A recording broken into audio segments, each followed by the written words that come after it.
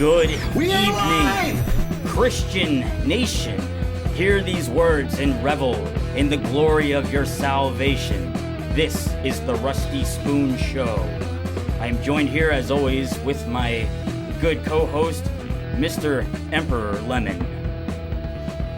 Ladies and gentlemen, welcome back to another edition of the Rusty Cage Show! Blowing out the mic.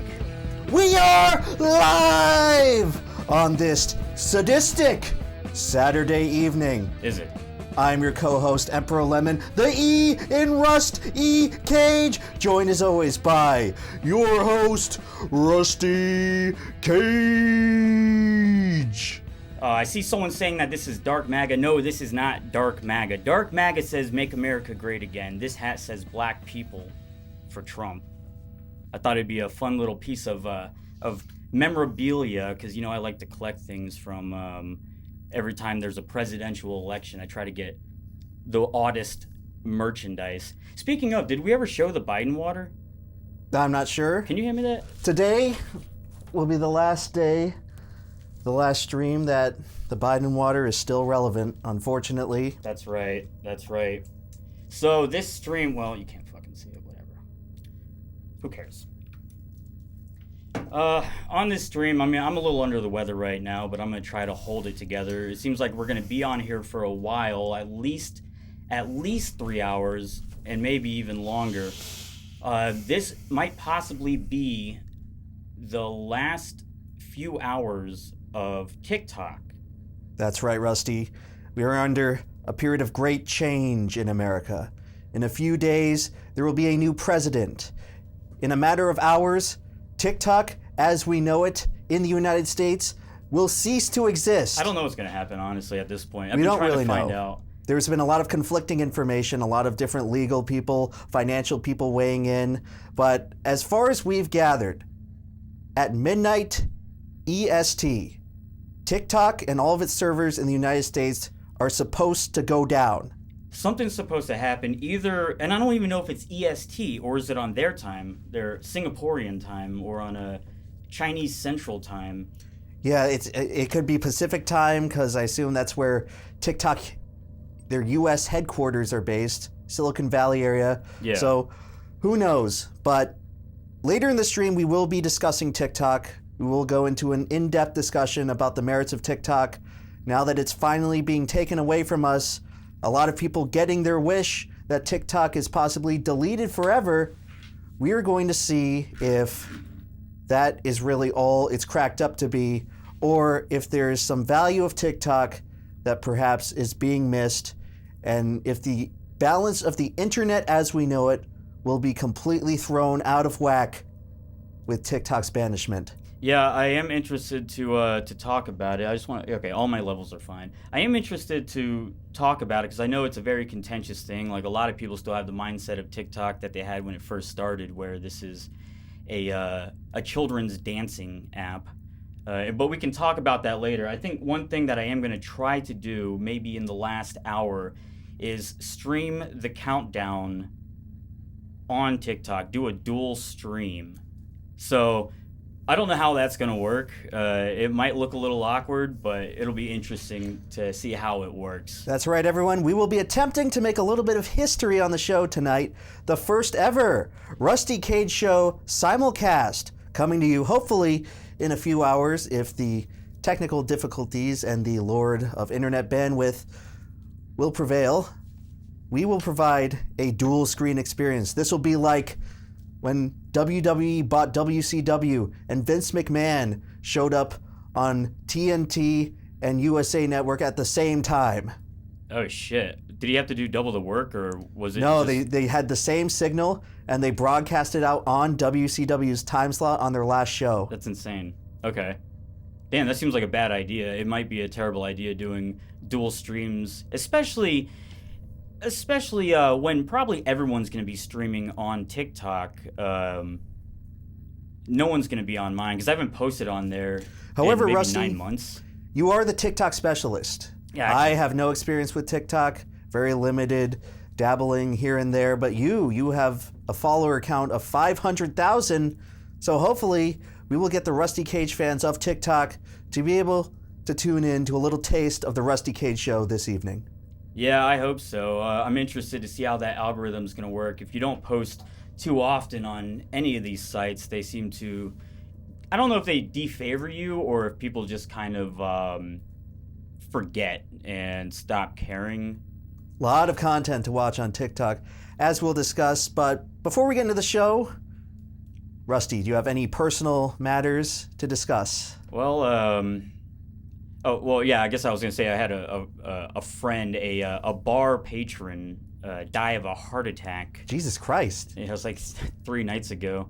Aren't you guys still in your 30s? Well, this person was a little older. I'm not sure how old he was, but I think he was maybe pushing 50, something like that. So it's a good glimpse into the future to kind of wake up everyone and see what the possibilities of what's to come is. Dang, is that rain? Can you hear that? It is raining outside of the studio currently. It is a dark evening in America. TikTok, one of the most beloved entertainment platforms on the web, especially here in the United States of America, is about to be shut down. Well, there's a lot going on, though. Oh, did I tell you that I found a dead crow on the side of the road? Yes, I saw that on your Twitter feed yesterday, and it was completely repulsive. And I was afraid it would give me nightmares as I was ready to go to bed. Well, I brought it home maybe around like 2:30, 3 a.m. last night, and tried to do a couple of photo shoot, and then I buried it in the yard, of course. There's this, I don't know, I have a lot of just random roadkill buried in my backyard at this point, but I do feel a little bit sick, a little bit respiratory sick, and I'm wondering if I may have caught the avian flu from this dead crow. You know, until you brought that up, I have not connected the dots yet, but now I realize that I might be in grave danger, sitting here in the studio with this ill man who has recently handled a dead bird with his bare hands while an avian flu outbreak is transpiring. Jim Crow, by the way, I named him. Yes. Yeah. Every good crow needs a name. Yeah, I don't really know what's going on with the avian flu, but I was told that I should boil all my eggs and not eat any raw poultry, so I'm going to take that good advice. Now, obviously, folks, as a vegan, I don't have to deal with any of these problems that constantly serve as a blight for you meat eaters out there. Yeah, you just get listeria from toxic spinach or cholera or whatever the bacteria. Oh, you mean like the listeria outbreak for Boar's Head last year that killed more than 10 people? That's right, but I have the option to not eat Boar's Head cheese. You have to eat spinach, I think. I have not eaten spinach all day today. Maybe I'll have to break it out to get the guns flowing like Popeye. Yeah. In order to take down the tyranny of this great system who would remove something as beloved as TikTok from the American people. But we will get to that, folks. I guess in personal news for me, if you check Downward Diary today, my second channel, I have uploaded a nearly 2-hour video of me reacting to the Rise of Skywalker, reliving what I consider my most hated movie in history. So if you like, I guess, red letter media style content, where it's me and my editing associate, Brian, the editor, and we will be tearing into the Rise of Skywalker. So if any of you are interested in that, please feel free to bookmark it and add it to your watch later. Well, the Rise of Skywalker, that was the last... That was Star Wars Episode 9. Major franchise one, or... That was the last part. That was the last... It's actually, as of now, the last theatrical film of the Disney Star Wars saga. They have not... There was an additional trilogy plan, but the reception for... It was both the Last Jedi and the Rise of Skywalker, Episode 8 and 9. It produced a lot of backlash. I think a lot of investors, a lot of people on the board of directors got cold feet. And thus far, there was realistically part of the plan to have another trilogy of films right now. We're supposed to be on Episode 12, but that did not transpire. Currently this year, there is a Mandalorian and Grogu movie slated for release in theaters, but thus far this is the only theatrical product ever since The Rise of Skywalker that we know to even exist. and it's not looking good at the Disney franchise brand is over. synergy zone. Yes. Do you? I was thinking about this the other day. They're gonna probably eventually ruin every good franchise with this same type of energy of it being bought out and then it becomes just milquetoast and fucking lame.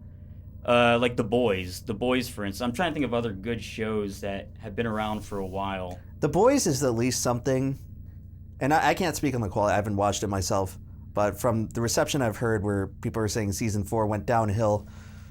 The Boys. I'm sorry. Yeah. The Boys is at least something that's kind of modern. It's not like this old cherished thing spanning generations, much like Star Wars, where it's like there's a lot of father-son relationships in America that were built on Star Wars, and those are just buried in the ground right now. No, I'm sorry. We are having issues. I fucking hate this shit. I pay so much money to try to get the best internet I possibly can.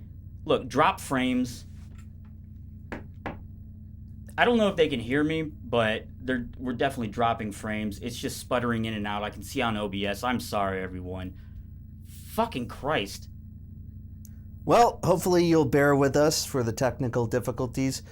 The weather has taken a turn for the worse outside, so it's possible that is contributing to a bit of the problems we've been seeing here. Yeah, some people are saying that they're not getting any lag. Yeah, I should get Starlink. Dude, fuck this shit. What do I pay Cox for? I hate Cox.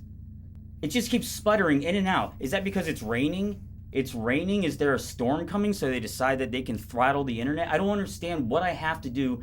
How do these other fucking streamers do it? How do they possibly stream all the time, or do they constantly have lag issues as well? I can pay for it. I just don't want it to happen again. This is very irritating. What's the best course of option? The audio is not lagging, but the video is lagging. Should we just try to pull through? I guess. I mean, I don't know. Yeah, I guess we could just pull through. Last time I just had to update OBS. Well, sorry, gang. This is going to be a little sputtery. Streamers use Ethernet. I am using Ethernet. All right, I'm sorry. Am I crashing out? Am I getting upset? You know, should I not take this seriously? I saw someone earlier in the fucking chat, and I apologize again. I am a little down on the weather, but I will try to pull through. Someone earlier in the chat right away was saying I fell off. You believe that shit? And then here I am with a sputtering stream. Well, you know, perhaps there's a bit of weird bandwidth traffic going on with the impending collapse of TikTok. So, well, we're here. We've got the stuff prepared. Let's just try to get through the show. All right. Hopefully we'll be able to remaster the footage on some of these clip uploads that we're trying to get on the second channel. Yeah, that is why that's why I record on OBS, because I know, this is a very visual podcast. Mm-hmm. But honestly, you're not missing anything if you can't. But it's not a podcast. Oh, sorry. Shit. It's a show, Rusty.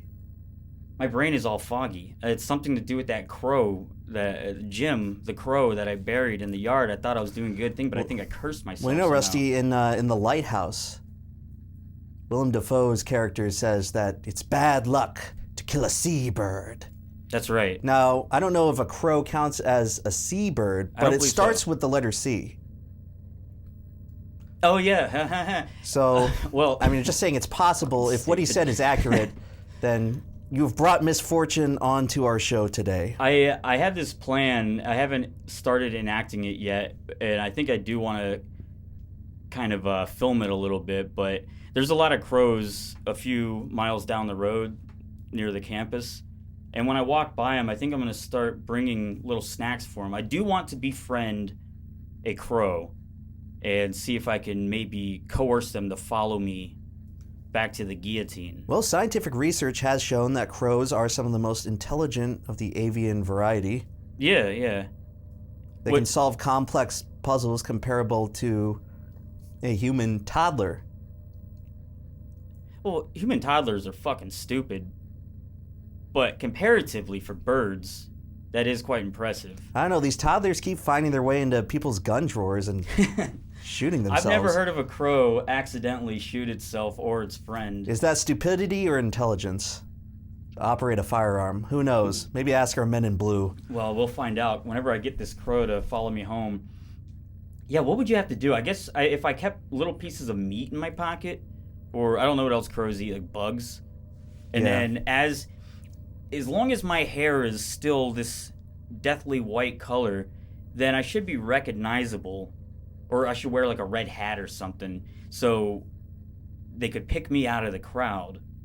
I don't know if crows have facial recognition. Cats and dogs have good, strong facial recognition, but that could possibly be because they're domesticated creatures who have adapted through epigenetics to fit within close quarters to human civilization. So it's hard to say if a crow will. We'd have to look into the research on that. But I guess if we're through the personal news part of the show. Yeah, is there anything else that happened in this one, 5 days since the last 6 stream? days? So last time we streamed on Monday, and that seemed to be a little bit of an issue for the working class wages, which there are a lot more working class wages. However, it did seem like we had a lot more concurrent viewers. That's fine. I know it's a Saturday night. Everyone's probably out celebrating something. Should we just get into this new news? We should just run the show. I'm already here in my work uniform.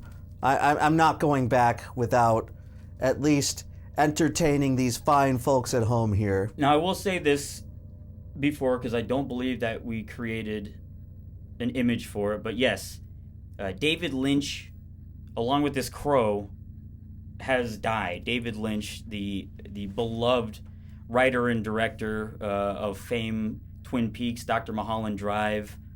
Probably his biggest movie was Eraserhead. My personal favorite was Elephant Man. I can't lie, I've watched several David Lynch movies, and I don't think they were for me. Which I think people might find surprising because there's maybe some sort of similarity in the surreal nature. Oh, did we just get an update? Hold on a second. Rest in peace, David Lynch, but we might have an update. Is this an update regarding the show? No, this is an update regarding TikTok. Breaking news here on the Rusty Cage Show. So this just happened. An important, if you try to log into TikTok, important update from TikTok. We regret that U.S. law banning TikTok will take effect on January 19th and force us to make our service temporarily unavailable. We're working to restore our service in the U.S. as soon as possible. We appreciate the support. Please stay tuned. That was texted to me. Let me just see what happens. So by January 19th, they mean when the clock switches over to the 19th at midnight. I guess. So just trying to keep everyone on the same page here, because I've heard conflicting reports it's going to be midnight after the 19th, or as we've prepared for here on the show, this upcoming midnight hour will be the last moment of TikTok, at least in its current iteration. Yeah, and if they're saying temporarily, then I assume that they're kind of hoping for its resurrection. Unfortunately for David Lynch, I do fear that he might not be resurrected in the same way unless a miracle happens or Donald Trump steps in. But just to finish off the David Lynch stuff, yeah, I don't know. I saw Dr. Mulholland Drive. Wasn't a terribly huge fan. I love all the actors he has in there, but for sure, Elephant Man is a great movie all around. That's one that you don't have to be a Lynch lover. And I know how much you love lynching, but with The Elephant Man starring Anthony Hopkins and John Hurt as the Elephant Man, I forget who else is in it. It's a solid movie, and its themes are great. Rest in peace, David Lynch. You brought smiles to people's faces, I guess. Unfortunately, I personally, even though I've been trying to get more in touch with my Kino roots, I've thus far not watched a David Lynch movie. Although this past year, 2024, I did recall him getting some additional press after the second Dune movie came out because he directed the 1984, was it, Dune movie? Yeah, basically the original theatrical release of Dune. Dude, so now they're saying the audio's lagging, and I see someone over here, and I knew this was going to happen. They say, we'll watch later, it's gym time. They're going over to Mr. Medicare's stream. Mr. Medicare is fucking up the bandwidth on my end. He's taking all the concurrent viewers just to talk about fucking Bo Blacks. It's really Rusty, the great talking point Bo Blacks. You should learn at this point that when you see a dead animal on the side of the road, you should not disturb its resting place. Never again. Well, it was next to a Steak and Shake, and that didn't really seem like a great place to be laid to rest, but... We are clearly being afflicted by the spirit of this dead crow. Well, then... Well, we still have 2.5 hours to go. This crow will fuck with us as much as it possibly can. As long as the audio doesn't lag too bad, then the true fans will stay. So let's get into the news. I believe you will be very familiar with this situation. Once again, it is Jover officially. It's the last day. Everyone... tomorrow's the last day. It's not often that we get to see a president of the United States of America leave office. But today is a sad day. It's Jover, folks. It is 100% Jover. Why do you have this? This woman's... Rusty, I'm in mourning. Can't you see? Yeah, well, it's night, but... We are losing a dearly beloved figure of American politics. Will go down in history as one of the most forgotten presidents. Well, no, I don't know, actually, because bad presidents are often very much remembered. Everyone knows James Polk. I don't know what he did. I don't want to disparage James Polk, but I'm sorry. I'm being insensitive. It is a sad time in America. And you know what they say, folks? I understand if possibly Joe Biden was not your favorite president of all time.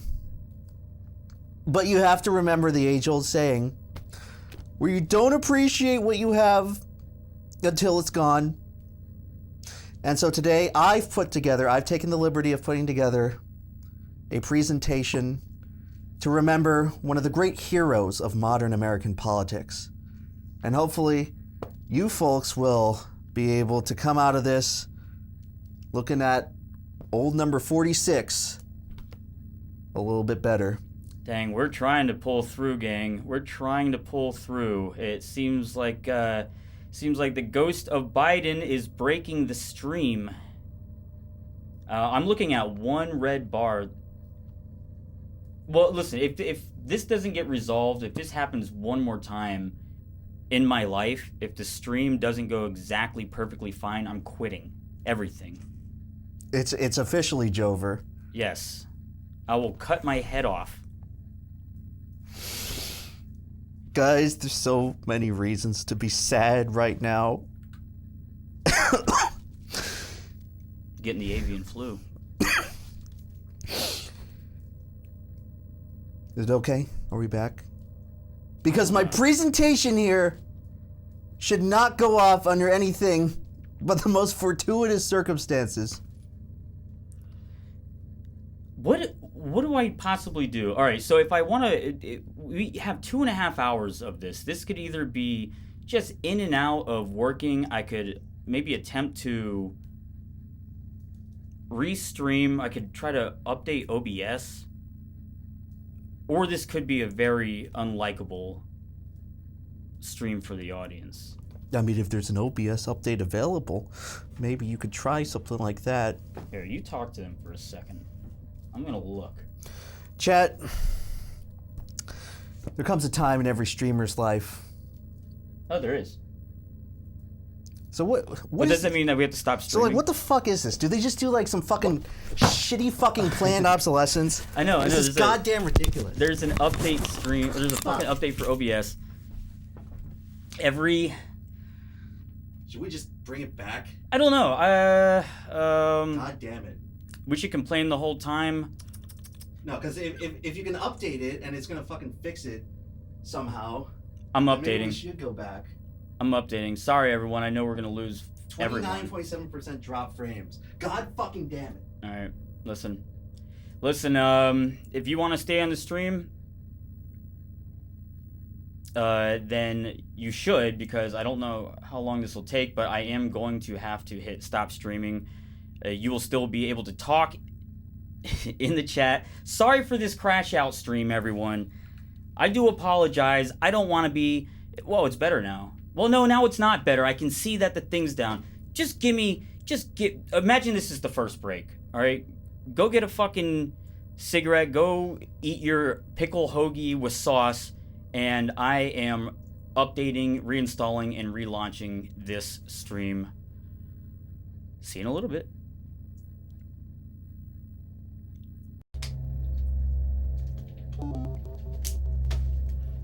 Now, I just clicked. Are we back? Did you click update? Yeah, I clicked update. I don't know. Are we back? No, it's still fucking up. All right, fuck it. We're going through. Pulling through. I just hit update. Are we back? I hate this shit. I still see it in red. Do you have to close it and open it again so the update takes effect? Pretty sure I did. It's still going. Figuring out stop motion. You're saying it's worse? It's worse. Oh my god. It was never meant to be. Guys. This should have just been a podcast. This should have never been a show. Fuck. We shouldn't have had live takes. I don't get it. I don't get it. We must be literally cursed. Do you realize this? Do you realize what this implies? The crow wins. Magic is real. The afterlife is real. He's saying to close OBS and restart your computer. Maybe that's what has to happen for the update to actually initialize. That'll be a little rough. I mean, I can try it. What do you think? Chat, you vote? Yeah, put a poll. Can you put a poll in the chat saying we should restart? The plus button, I think. Okay, we're gonna do this. Start a poll.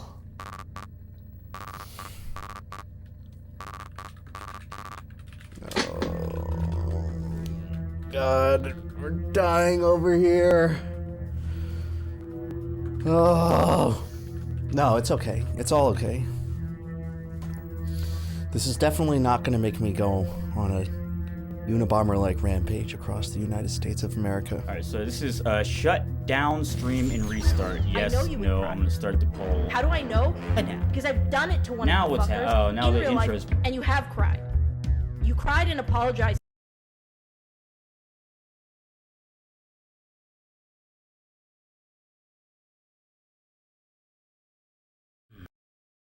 Rusty, in history, it'll all be papered over. People will only know about the clips. They're all saying yes. Let's just go for it. All right, gang. Sorry about that. Sorry about that. Hopefully you stay awake. To that one guy. Our bit rate is lower than recommended. Yeah, to that fella that said he could have been out, fucking hot bitches and doing cool shit on a Saturday night. Instead, he's listening to us crash out about TikTok. Okay. Are we? Are we back? Yeah. It's still showing in the fucking red on the goddamn fucking thing. Is that what this episode's gonna be? Why does nobody else have these problems? I don't know. It's the fucking hard-working, long-lasting careered YouTuber that has these problems, rather than all these other fucking people that just come in and they turn on camera. Oh, there's no problems. I have Google Fiber. Everything works out fine for me. Yeah, I can't get it here, but I'm still seeing the red, so I know we're still stuttering, and looks like we lost we're just losing everyone. Well, God bless the few of you who stayed. Yeah, fuck it. Let's let's deliver them an audio presentation of all this stuff. Yeah, even if that works, but yeah, maybe a gator ate the land. Let's just listen. I'm gonna read some of these super chats. This is so annoying. Buttered Bread Slice says, people out there partying and socializing right now, and I'm sitting here on a Saturday night watching two edgelords yap about bullshit. What a time to be alive. That is correct, and thank you for your money. I don't know if that means there's a cool guy. It looks like a finger pointing at me and someone with sunglasses on. I think he's fist bumping us, Rusty. From no. beyond the grave, because all these people have tuned out, and they're not even seeing their super chats be read. I know. Lord of the Re, will Cage Tech be making more of those guillotine pins? I want to get one for my new gun case. Yeah, I guess I can make a few more of those, or I'll put in the request. I'll send it up and see if I get a response back from. Well, that's yeah, I guess that would be someone that I would have to talk to Samir about. Thank you there, Lord of the Re. Owen Battery for $1.99. Fix the stream. This sucks. No fucking shit. Thank you for your money, retard. I'm sorry. I didn't mean that, Owen. I'm sure you're great. Buttered Bread Slice.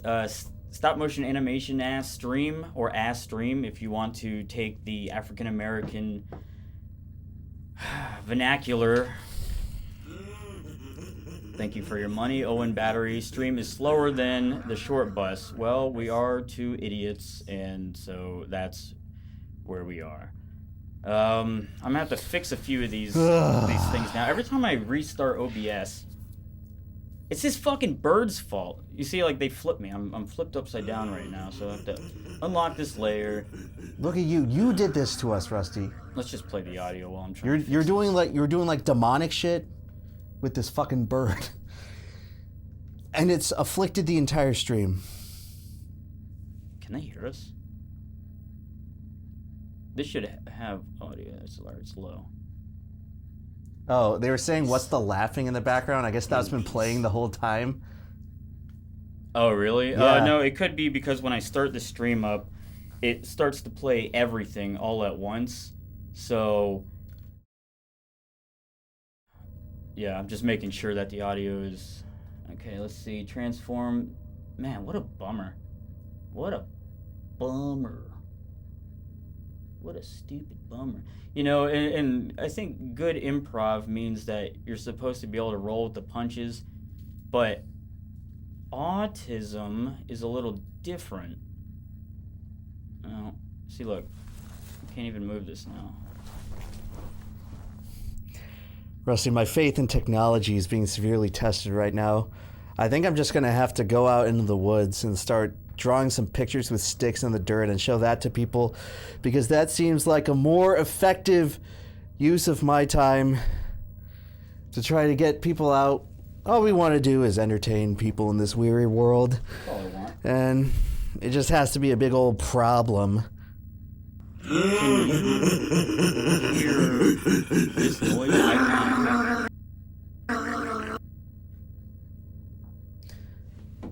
Guys, should I record a downward diary about my experience here today? Okay, listen. Are you going to hear me complain? Here's the bird.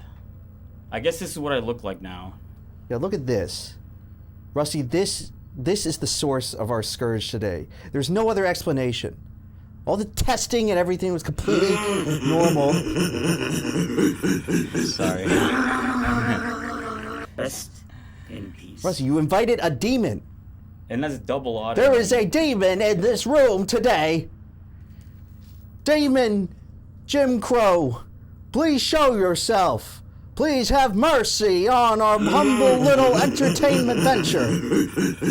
Well, now all the settings are fucked up, so hopefully there's not going to be a huge amount of... Sorry, I didn't mean to interrupt your sermon there. I'm thinking all about the tech side of this. You're thinking about the spiritual aspects of all of this. So this is the final episode of the Rusty Cage Show. Thank you for tuning in, everyone. Figure out what the fuck is happening. Need a seance. We got to get the energy back. Okay. We got to get the mojo flowing. Does anyone in the chat know any of the occult rituals we can use to remedy this situation? Any sort of voodoo? Perhaps something from some obscure culture in the Amazon jungle? In peace. I don't think they're gonna know. No, this isn't. Wait a second. I think I know. I think I know the. Oh, I don't have it right now. What, you figured it out? No, I was thinking that perhaps like the Mayan death was. Oh, I was thinking for once you had an actual solution, but Never. that's fine as well. The Crow audio is still going. How is that even possible? And why can't I hear it? I wonder. Rusty, I'm going to record such a harsh downward diary about this. Okay, well, let's just try to get to the news. All right, anyways, gang, it's time to get to the news. It appears that it's Jover, that Joe Biden has left the building. Oh, Rusty, it is Jover in more ways than one. It is so Jover, it has never been more Jover. You know... This is me now, since I can't move the frame, I can't put me into position, so I'm just gonna have to talk like that. I had this whole fucking funeral shtick planned, and now I was just forced to completely break character. And we can go back to it. What do you have in mind? Put a vote in the chat. Should I go back into the funeral? No, fuck it. Fuck it. Let's go. So Joe Biden. Yeah, we're remembering this legend, Joe Biden. We were talking about, all right, what's this? I don't know if we'll be able to hear this, but I suppose we can try. Hopefully the chat can hear it. As you know, I got lots of support. No point in wearing these anymore. More to come, I think. So I've had a great relationship. In Delaware, the largest growth in population is Indian Americans moving from India. Sorry for you cannot go talking to shit a about 7-Eleven Crows or a James Dunkin' Polk Donuts unless you have a slight Mr. Indian Medicare. accent. I'm not joking. What is this? So what is this supposed to be? If I recall when I compiled it yesterday, he's saying something along the lines of, there's more Indians in Delaware than any other state. They're in all the 7-Elevens and Dunkin' Donuts. Now, why can't I hear that? You see, everyone, Joe Biden was fighting for American workers long before it came to the fray today. He knew these problems. He foresaw them. He saw the Dunkin' Donuts. He saw the 7-Elevens. He made sure to bring this to the forefront, and no one wanted to listen. And now look what's happened. American kids are going to college, getting saddled with student loan debt, and there's no way for them to possibly pay it back because they have to work at Chipotle instead of working at Facebook. You can hear this in your headphones? You might be able to now. It decided to fucking come through the headphones. Imagine that. I've had a great relationship. In Delaware, the largest Everyone, the hat is not gay. is Indian Americans Right, moving from fuck. India. I'll just... Go to a It might be. It might be a little bit gay. It's not a gay hat. This is a funeral hat. A unisex funeral hat. Have you guys never been to a funeral before? Do you have no one in your life that's worth mourning? Is it still lagging? So someone's saying, let me think, is it CPU? No, god damn it. It is not CPU. My CPU is great. Guys, it's time to get real. All right, no more. This is serious, okay? I know a bunch of unserious, goofy shit has been plaguing us the whole time because we've been cursed by a bird. But this is serious. It's not often you get to see a president leave office. So we put together this whole nice thing for all of you to watch. So if you could just sit there, stay in your seat, and make sure that you provide this serious situation with some actual goddamn reverence and leave my perfectly acceptable mourning funeral hat out of it, okay?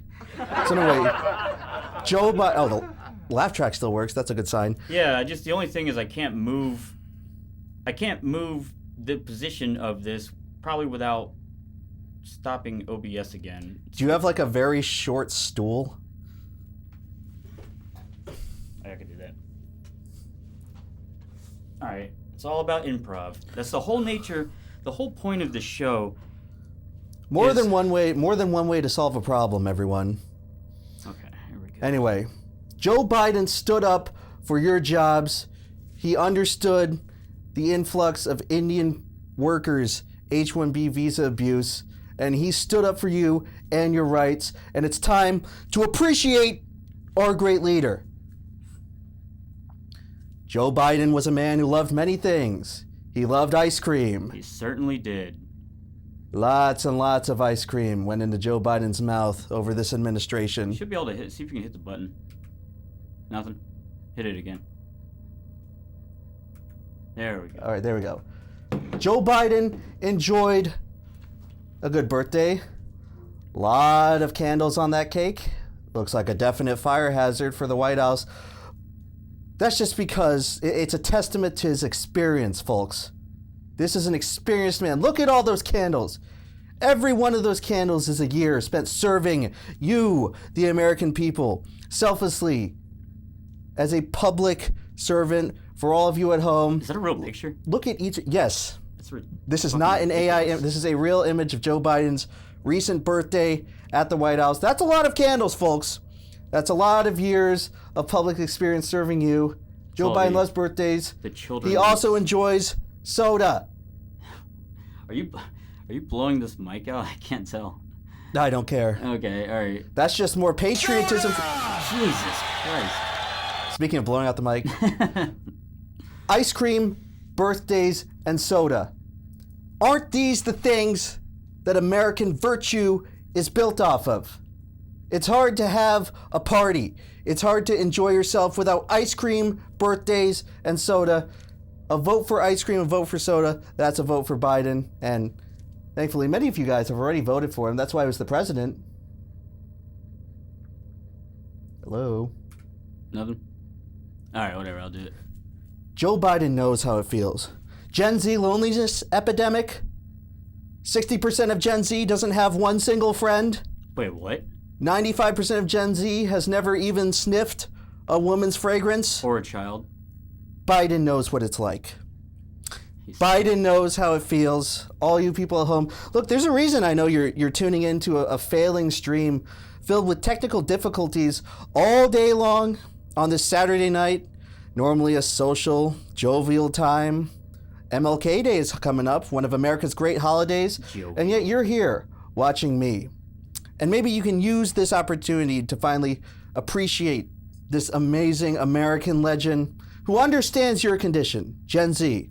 I'm Gen Z, I'm the older end of Gen Z, and I speak for a lot of Gen Z when I say there is a loneliness epidemic. And this man, Joe Biden, he knows what it feels like. We are cooked, man. Oh, there's the. Oh, sorry. So that's the sniffery, the woman's fragrance.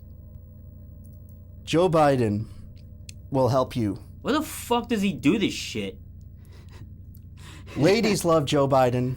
Kids love Joe Biden. If you're looking to meet a lady and start a family, maybe it's time to start picking up what Joe is putting out. Adrenochrome spillage that he needs to be replenished. It's good to find politicians that are good with women and kids. He's a Medal of Honor recipient, the highest honor of a civilian in the United States. I know who he looks like. He looks like Mason Verger from I don't even need to type in from Hannibal. Looks like Mason Verger, who the fictional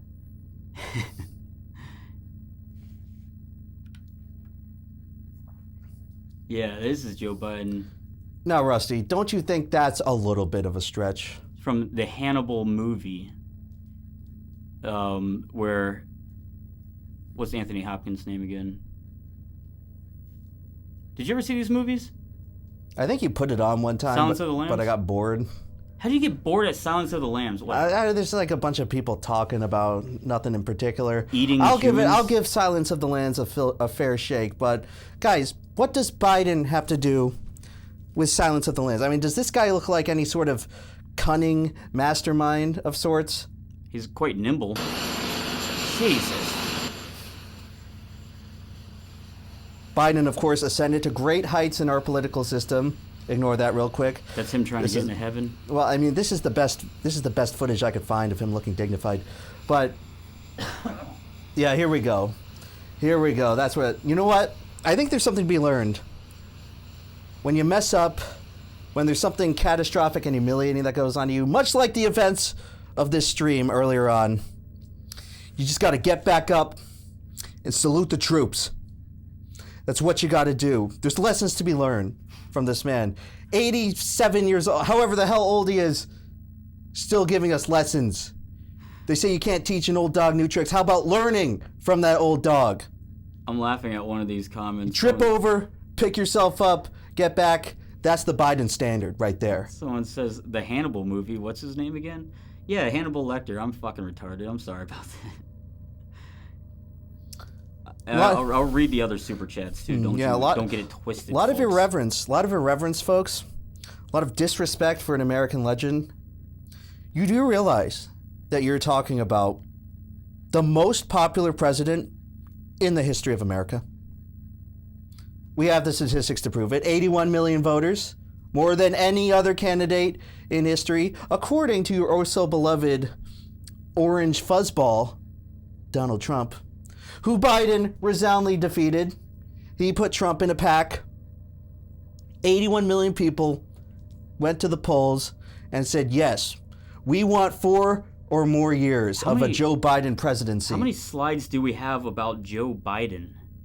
Rusty, this is a Joe Biden tribute. Did you expect me to skimp on the slides? I thought this was supposed to be whatever. God, it's just such an unbelievable moment. Classic. Brandon, you also told me, as you can hear the chants from... Now this is Biden's base in central rural Alabama, sharing their love for how much they support our commander-in-chief. Got my dark Brandon water.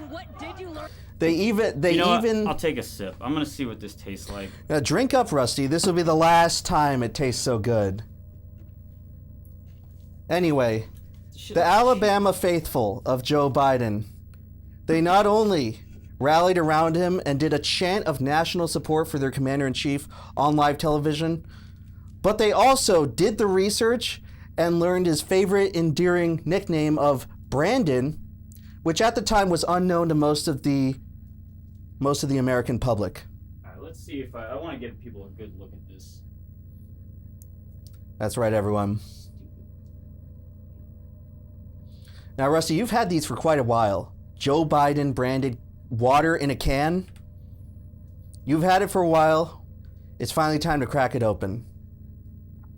You know, they say the sweetest drink you'll ever have. I'm not gonna fuck with the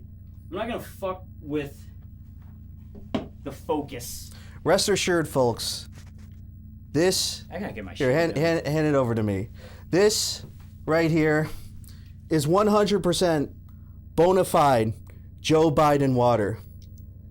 Calories, 2024, which unfortunately did not go so good for him.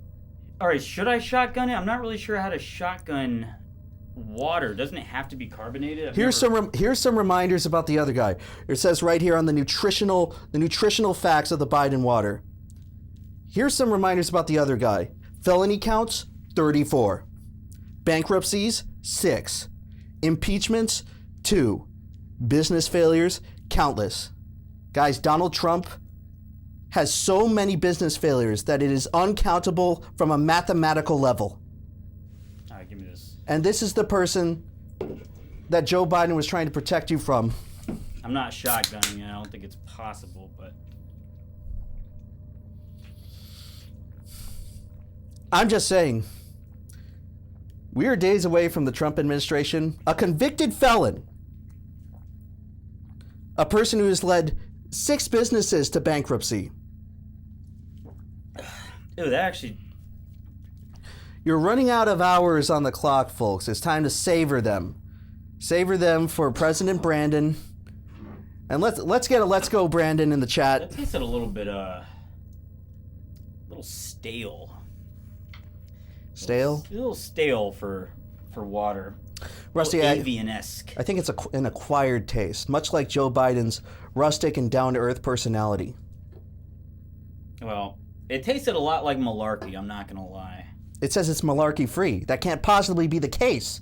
All right, I have to get back down into position because I can't fix the camera. All right, Rusty, please continue the tribute. It's not over yet. It's not Jover yet. I guess that's my point with all this. Yeah, that was a really long-winded way of going about that. Biden is an avid outdoorsman. And now I believe there is a hyperlink on this video that is supposed to go to Joe Biden's policies on making sure that Americans get active, get outdoors. God knows, this obesity problem has taken our great nation by the balls. Look at Biden right here. Just wait. Yeah, look at Biden right here. Lead by example. Getting out there, getting active. You guys should take advantage. You guys need to go outside, touch grass, just like our commander. Okay, well, wait. Get out of this tab. Okay, that part doesn't matter. No, that part doesn't matter. Time. No, I never saw that clip. You gotta love him. You think Joe Biden's gonna have a comeback the same way George Bush did, where everyone hated him while he was in office, but now he's just some doddering old lovable faggot? No, we won't need a comeback because, as I'm proving to these people, we should already love Joe Biden. And maybe you guys, after this stream, should go outside and ride a bike for once in your miserable lives. Don't worry, folks. Only 75 more clips of Joe Biden. Biden stood up against masks. Here he is here he is heroically saying, "I will not be muzzled like the rest of you dogs under this COVID fascist regime." We all know he hated masks. He was brave. Everyone hated masks. Fauci said not to use masks after the first couple weeks of COVID. That's true, by the way. That's right. Under Trump's presidency, nobody likes masks, and the Democratic deep state establishment is trying to force all the masks, as you can see by all these other Democrat deep state politicians surrounding him. And here's Biden standing up, taking a stand, saying, "I will not go blindly into that dark night," or whatever that Edgar Allan Poe phrase is. No, I'm pretty sure that's from Independence Day. Whatever. Biden is declaring independence from masks. And guess what, everyone? Guess who doesn't have to wear a mask everywhere they go? Who do you have to thank for that, huh? It started right here when Biden took a stand saying, "I will not wear a mask." Now, this was a great era. I don't know exactly what was happening here. Did they think that this was a brilliant move? Aren't there people who have to brainstorm the looks of... Because that picture on the right is a real image, isn't it? That is a real image. Yeah, isn't there people who say, "Is this a good idea?" And they have to. They're both real think images. About it. Both of them are real. The first one's real too. No, I can see it's the same image. From now, everyone. Japan. Every administration goes through dark periods, and sometimes Brandon has to turn dark. You got to activate the laser vision, melt your political adversaries right in their face. But hey, through darkness comes light. And maybe we're entering a period of... See, he says it. Now, folks, some of this language here was a little too severe to put on YouTube. But it's good to get a president that's not afraid to speak his mind. And, sometimes things get heated. What the fuck is this shit? Sometimes when people are facing dark political adversaries, you got to get serious. You got to put your foot down. Put some boots in asses? Boots to asses. You got to put boots to asses and tell it like it is. Now, I don't know what word here exactly is being censored, but I'm sure it's a very strong, unifying message that we as Americans can get behind. Speaking of faggots, Shrek. Biden knows what's up. I don't understand. When you made this slide, what was this supposed to mean? Well, there is a video link there on the Biden image.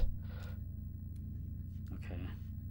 This is unhinged. Guys, every great leader needs nonverbal communication. I'm not good with nonverbal cues. Yeah, the particularly Asperger spectrum type people might not understand this. But it is vital that a president is able to express their political message both verbally and non-verbally. And I think this here expresses everything we need to know. Mr. President, can you tell us, sir, Donald Trump refers to himself as a political prisoner and blames you directly. It's an iconic walk. To that, sir? Do you think the conviction will have an impact on the campaign? He knows what's cooking, Rusty. Yeah, fucking that shit coming out of his ass. President, can you tell us? Oh, don't worry. We'll get to that later. Oh. Okay. You skipped a slide. What? Please do not skip any slides in my tribute to Joe Biden. Over $1.2 billion. Now this... That's how much money we sent to Israel and Ukraine? Look, as well as Taiwan? Rusty, it's the United States money. It's the taxpayers' money. We could do what we want with it, and we, as a collective, decided that Ukraine and Israel need that money more than our homegrown people. $1 billion. One more time. Over $1.2 billion. $200 billion. That is quite a substantial amount of money if you ask me. Mathematically speaking, it might be countless. All right. This is a man who you don't have to rely on giving you COVID because he has natural immunity. Because he got COVID anyway. No hyperlinks? Well, the hyperlink just says exactly what that phrase... some things don't need to be reiterated.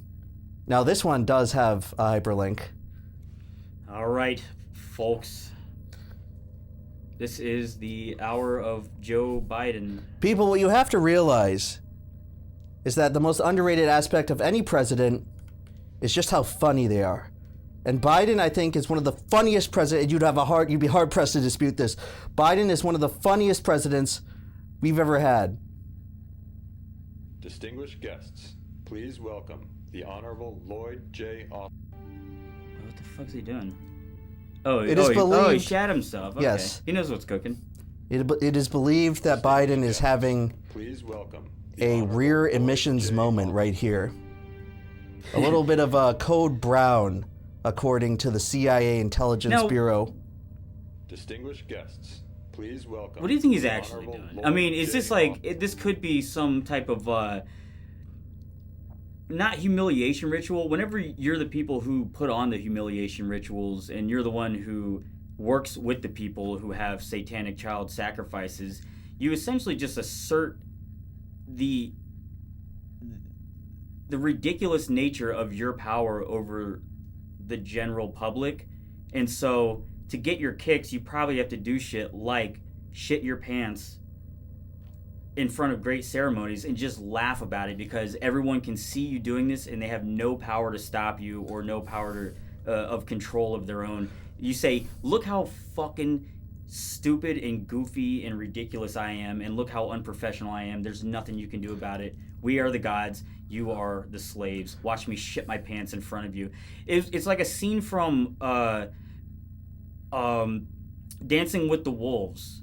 Dances with Wolves, if you've ever seen that. I have not seen that. So there's a scene where the main character, whose name I forget, Kevin Costner, he goes to meet his superior, who's not a general, but he's like, I don't know, he's somewhere higher up in the military, and the guy just goes, he's asking about like the nature of the war, are we winning? And the dude had completely lost his marbles. I believe he just pisses on the floor, and he just tells him to leave. And then he blows his head off. Well, as we know, Rusty, another amazing figure in American politics, George H.W. Bush once vomited on the lap of a high-ranking Japanese official.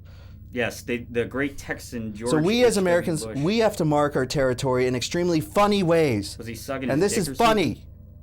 You're at a venue of veterans from the invasion of Normandy, and you crap your pants in front of them? This is mastermind comedy stuff right here. I certainly hope so. Speaking of which, falling asleep at Jimmy Carter's funeral. This just happened, by the way. This just happened. He's closing his eyes in remembrance. Joe Biden should do stand-up comedy after he steps down from the presidency, and maybe then, and only then, will people actually give him the credit he deserves. 4 years of laughs. 4 years of laughs, everyone. Would you rather have a boring president without good comedic timing who doesn't make you laugh? Like Donald Trump? You want to suck the joy out of your life? Oh, yeah.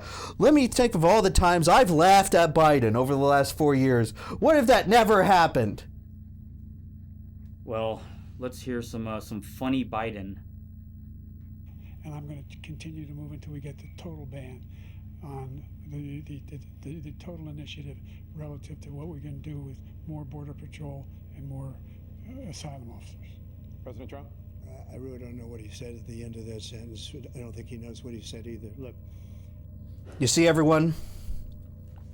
Trump did not know what to say to that. He didn't have anything to say. Because Biden is such a master debater that he completely stumped the Trump. Do you hear that? Yes. Donald Trump, the biggest mass media manipulator in our lifetimes, Biden stood up to him. Biden stood up to him, and not only that, in one sentence, left Trump with nothing to say. Oh, we'll get to that. Don't worry. Okay, shit. Trust me, Russ. You think I'd half-ass this tribute to our commander-in-chief? Yeah, I was hoping you kind of would. Maybe by about. Anyway, you're gonna get your wish because we've arrived at the end. Farewell, the legend. Guys, he got what he wanted. You're not gonna get another president like Biden. Savor these last few moments. Relish in this period in American history. You can never go back. Remember that. We could be heading into just a fascistic dystopia.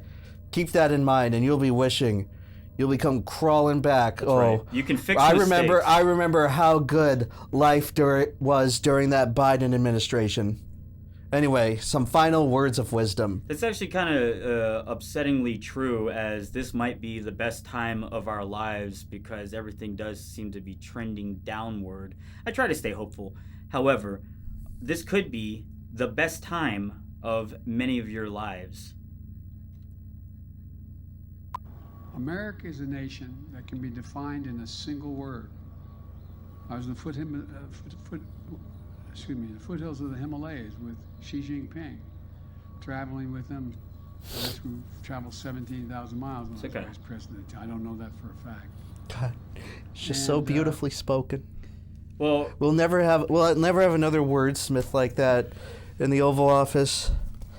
Wait a minute. Before we end the segment, Corporal Cage, permission to honor the Commander-in-Chief one last time. Well, permission granted. Private. I'm prepared to offer a 46 salute ceremony for President number 46. Sir, may I proceed, sir? Proceed. This is 46 salutes for President Biden. 1, 2, 3, 4, 5, 6, 7, 8, 9, 10, 11, 12, 13, 14, 15, 16, 17, 18, 19, 20, 21, 22, 23, 24, 25, 26, 27, 28, 29, 30, 31, 32, 33, 34, 35, 36, 37, 38, 39, 40, 41, 42, 43, 44, 45, 46. Permission to dismount, Corporal Cage. At ease. We will miss you, number 46. We got a lot of salutes in the chat. Thank you for honoring patriots. And to our dear president, I say, fare thee well. Now, I believe I should read some of these super chats, and perhaps we actually should take a little bit of a break. All that Biden water's got my insides bubbling, or it could be the avian. So last time we ended off. So we got Muska Undomineska. The stream blew up worse than the Cybertruck. At least it's more entertaining. The Cybertruck? Don't worry, Rusty. One day we will blow up but in a good internet fame way and not in a dysfunctional falling apart way. That's and right. We'll show these people. That's right, folks. Which that is apparently the catchphrase of the show now. Pollock just says N. I don't know what that stands for. Buttered bread slice. Highly skilled H1B1 professionals working BTS. Look, guys, we got a business operation going on here. Cutbacks have to be made. Well, maybe if you guys donated more super chats, we could hire actual American labor with a low error rate in their code. But instead, I don't know. Maybe email Samir and the bit rate. The bit rate. Yeah. What else is new? Yes, you can email Samir at submit@cagetech.com for any inquiries. Now, I did get some emails from them, but I have not had time to look them over, so we'll have to bring that up. We have a jam-packed show today, but perhaps some other time we will respond to the viewer feedback. Pumpkin Dreams literally found out about this today. You guys are retarded sweetie pies. Good content. Happy. Bing, bing. Woohoo! I was glad someone thinks he's good. Thank you. Through the PowerPoint literal and figurative presentation of our stream. Crow Eater 1836 says, watching from South Australia, or Austria. I think Australia. Keep up the great work. Yes, thank you. And thank you for $2 Australian. Now, there's a word that they can't say, but I think we can say. Are you allowed to say offensive slurs that are only offensive in other countries? If you're thinking about the specific term... What's the one that's bad for them is... oh, fuck, I forget. It's like something for the abo... Oh, it's like abo or something. That's like their N-word. But here, that just means nothing. Look, if it doesn't fly on the right radar of Silicon Valley as offensive, then you probably can get away with it. Well, the C word, they say it all the time, and we can't say it on YouTube. Bring back Jim Crow by Buttered Bread Slices. No, so we should not. Quote. We should not bring him back. Emperor Lemon, you right, apparently Rusty, said... you need to bring him back to his proper resting place so it can stop fucking up our stream. Emperor Lemon, quote Emperor Lemon on this, bring back Jim Crow. Pepperroll 424, there's something uniquely disconcerting about a doddering geriatric in office who can play an unassuming fool while killing thousands of kids abroad. Yes, that is what they always do. All the politicians pretend to be stupid, doddering fools who somehow just got put in there and they don't know what they're doing, so no one really fears them too much. They can pass all the blame onto them the same way they did with George Bush, but in real life, they're all playing a role. I mean, George Bush, W. Bush, pretended to be this doddering fool from Texas. He's not from fucking Texas. Yeah, he's from Massachusetts. In fact, I actually looked this up. Maybe there's going to be a Rusty Cage Show episode about this one day, but I looked up the list of Texas governors who were not born in Texas. Probably a lot of them. Have you looked up the amount of prime ministers of Israel who are not from Israel? That's a conversation for a different time, but specifically for Texas, you actually probably have to go back to the 19th century. And the only reason those people weren't born in Texas is because they were born before Texas was a state. But in the 20th and 21st century, George W. Bush, old W, the only governor of Texas to not be born in Texas. Really makes you think about certain political influence that some folks hold over us. Yeah, it was the father is the director of the CIA. Paul, I don't know how to say your last name. I'm sorry, Paul. Life is a downward spiral. You just gotta keep swimming upstream. We're trying to upstream. Now, we're trying to upload all this data, and our fucking internet connection or software or some other unforeseen issue or curse is preventing us. Is upwards of a downward spiral upstream? I don't know. Well, I do have to take this piss here, and I also have to fix the image. I gotta figure out what the fuck's going on here. So we're going to take a quick break. You know what? I'm just going to leave this on. Do you mind talking to them for a little bit while I go take a piss? Sure, Rusty. I feel like we've already taken a break, and y'all didn't seem to like that very much. And then I'll try to fix this while you're doing your thing. How's that sound? I'll hold the ship. All right. Don't worry. How is everyone doing tonight? Hope you're having a good time. I know there's a cold blast going across the United States of America right now. And it's too cold for me here in Florida. We've had like probably 12 out of the last 13 days where we live. It's been below 70 degrees. Unacceptable. I do not live in Florida. I did not choose to be a Florida man for these reprehensible conditions. Oh, I don't know. There's people who like the cold. You run into these people sometimes, and it's like, why, dude? Why are you trying to be like Jack Nicholson at the end of The Shining? Sitting in a big pile of snow like... That's how it feels to be in the goddamn cold. Why do you think, like, all these old people move to Florida? It's because this fucking cold is unlivable. And if you're old and your immune system can't handle it, there's like fucking nothing you can do. You have to move down here or just die and give up. Maybe if you're into that kind of assisted suicide stuff, the cold will help you. But the cold is the absence of life. Much like the miasma of death that Rusty Cage has brought down upon us by disrupting the burial of a dead animal. You know, there's a lot of superstition in being vegan, folks. I don't like to disturb the animals in any way. I believe there's a lot of life force, a lot of bad juju that can come out of that. Perhaps some lifestyle changes for some of you. Try it out. You might be surprised, but I know no one wants to hear any of that.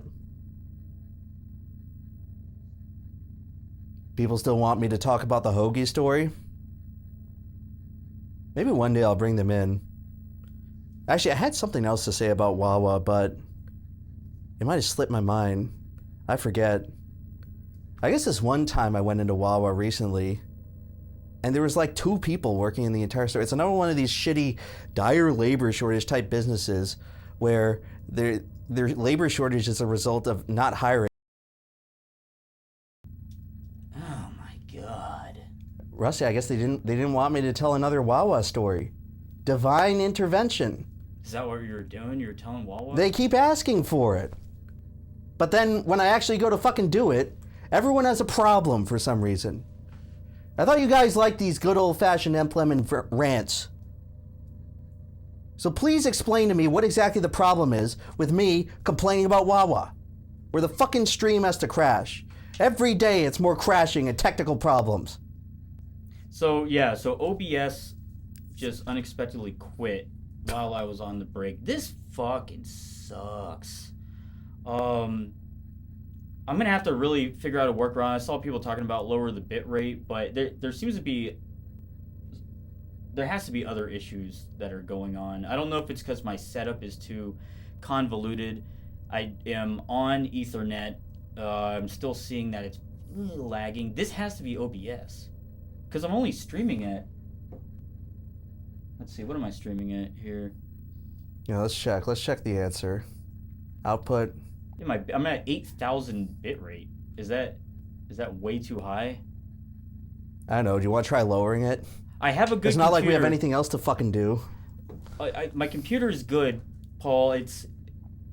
My computer should be way underclocking. It's the if it's the internet, it could be because I'm on a Mac. I didn't build my own. So I might have to just figure out how to use different streaming software. Don't raid the Medicare stream. We're not going anywhere, folks. Well, we might be. Maybe just set the bitrate down just a little bit. All right, I'll turn the bitrate down. It's not like it even fucking matters because that's right. The goddamn thing is like constantly going to what, 1300? 0? Oh yeah, how about that? 0 bit rate. Well, now it's at 5,000. I don't know if that's low enough. Mac? Oh, he's a Mac fella.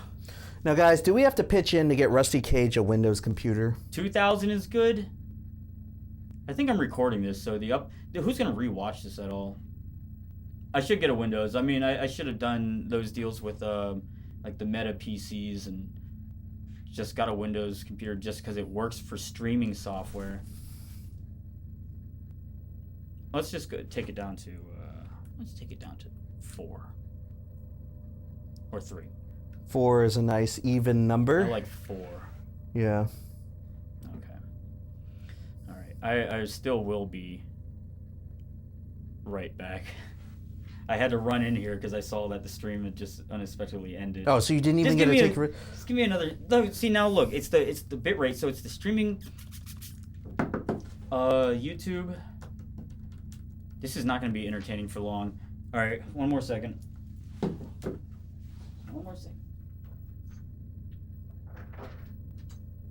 Guys, I'm trying.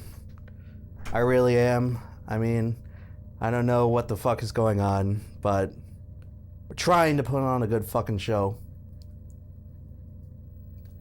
Stay tuned, though, on this channel because there will be edited episodes. And when I say edited episodes, I think a lot of people got confused about this. We don't mean like edited stream highlights. No, it's going to be like a totally different product. Almost like a TV show, you know? Like each episode is its own thing. I'm seeing a lot more lag on the playback. Ugh. The eye of the storm is overhead, everyone. We must pay for what we've done. It's been an inauspicious start to the year for sure, and it's only looking to continue. Well, Emp, if you need to use the bathroom, you're welcome to. I actually don't. I don't have to go to the bathroom right now. Oh, okay. Let's just get into the next segment.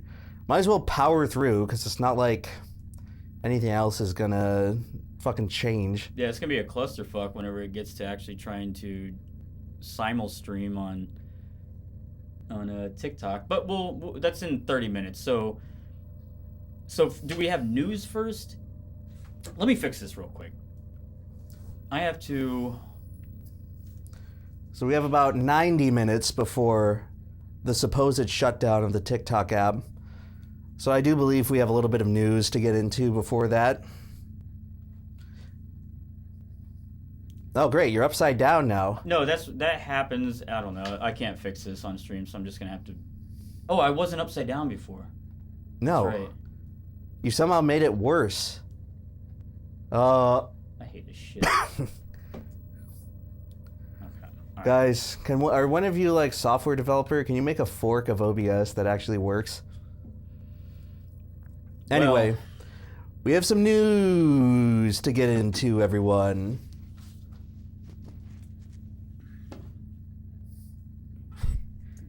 Into position. Rusty has teleported to the nation of Australia to deliver today's news update. Yeah, to say thank you to that guy who gave us $2 Australian.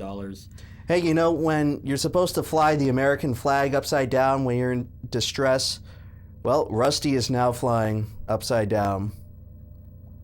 That's right. I'm in distress at the moment, and but you know, at least it makes for mediocre content. That's right, Rusty. Anyway, today in the news, Trump coin. If you missed the 24-hour period to get rich, you're just going to have generational poverty because you did not back the Donald, everyone. Yeah, I did miss this.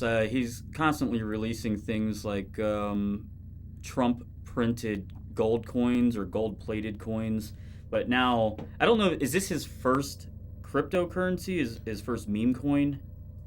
I'm really not sure, but it is kind of odd that the president is getting in on a meme coin now. Surely this does not indicate the top of the crypto market. But for those who believed, for those who had faith, there was much to gain. I heard something crazy, like the first 8 hours of the Trump coin outperformed the last 40 years of the S&P 500. Who's buying this shit, though? Is this all old people? No, it can't be old people. No, these are people in the trenches, Rusty. These are people who never go outside, touch grass, ride their bike, fall off of it. These are people who sit all day looking at little green and red candle charts, but guys, I know that CoffeeZilla CoffeeZilla has to have been covering this. I saw him tweeting about it. I think it said like 80% of the coin was all sold and passed around insiders within the camp.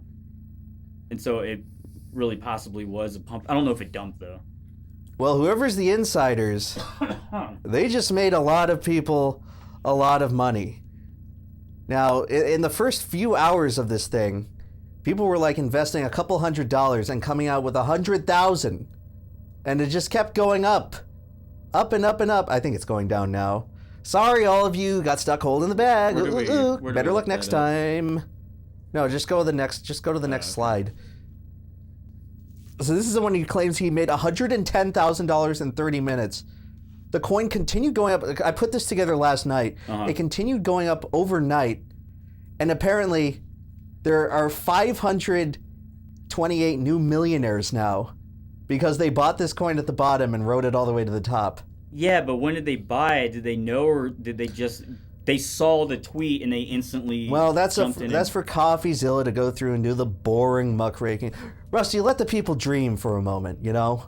Let the people dream. For one moment, one afternoon, if you had faith in Trump and you were catatonically refreshing his Twitter feed, you would have been in on the opportunity of a lifetime. Millionaires were made, people.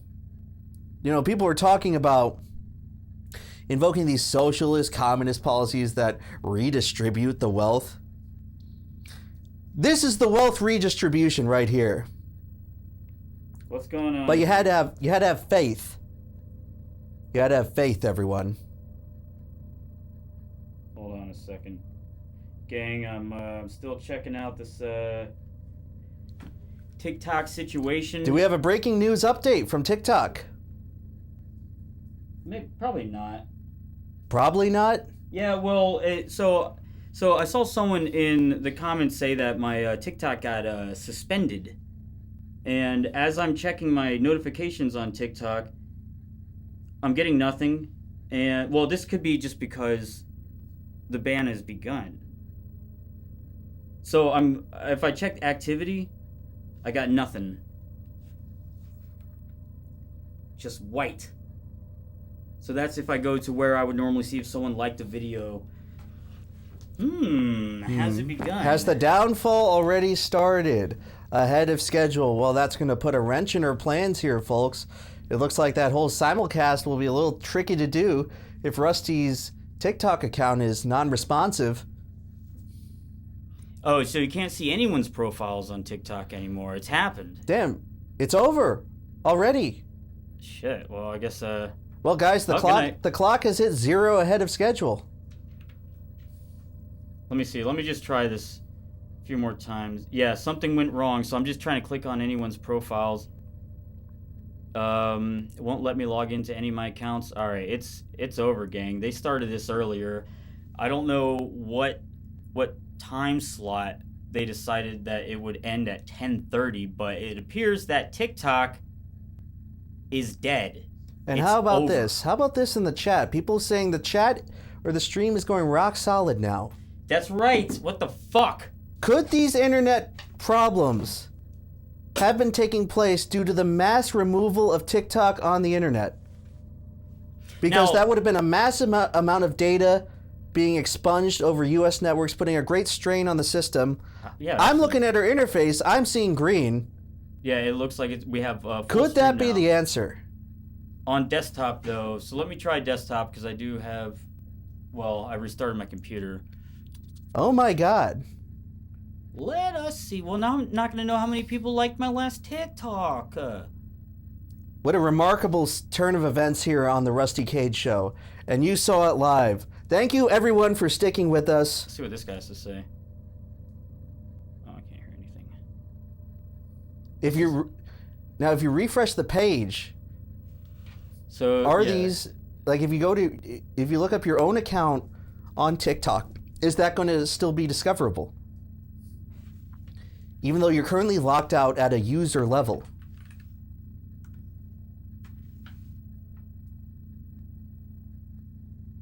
Yes. So it still pops up. Let's see if I can. What's up, TikTok? Rusty Cage here. Sorry about that. I took a little break from the internet, but decided to announce that I am back. I'm back here on TikTok. I don't know what the dual sound is. So. No. Don't bring the crow back. Please, God. The stream's starting to decline. Oh, fuck. No! This is actually happening. I'm not doing a bit. Right. He fucking showed the crow, and the bars are going back into yellow. It instantly dropped. Get it off the screen. Went to green. I did. I can still see it. It's at green now. I can still see it. Okay. All right. No more Jim Crow. Emp, if you're so against Jim Crow, then I won't show it to you anymore. But we all know that you aren't. So, but this is interesting to me. So, I mean, I kind of do want to, well, let's get through this news first. Because I do want to talk about TikTok, because I know there's haters. I can see some of them talking. I think TikTok is insanely important, insanely controversial. We'll get to the conversation in a bit, but first, let's get any last discussions on Trump token as we've gotten through it. Oh my fuck! I'm just doing this again. Upside down, Rusty. I can't change it because all right. Here we go. Any last discussions on Trump token? Rusty, didn't we used to have a show giving people not financial advice that would lead to their greener financial future? Well, it looks like it finally happened and they didn't even need us.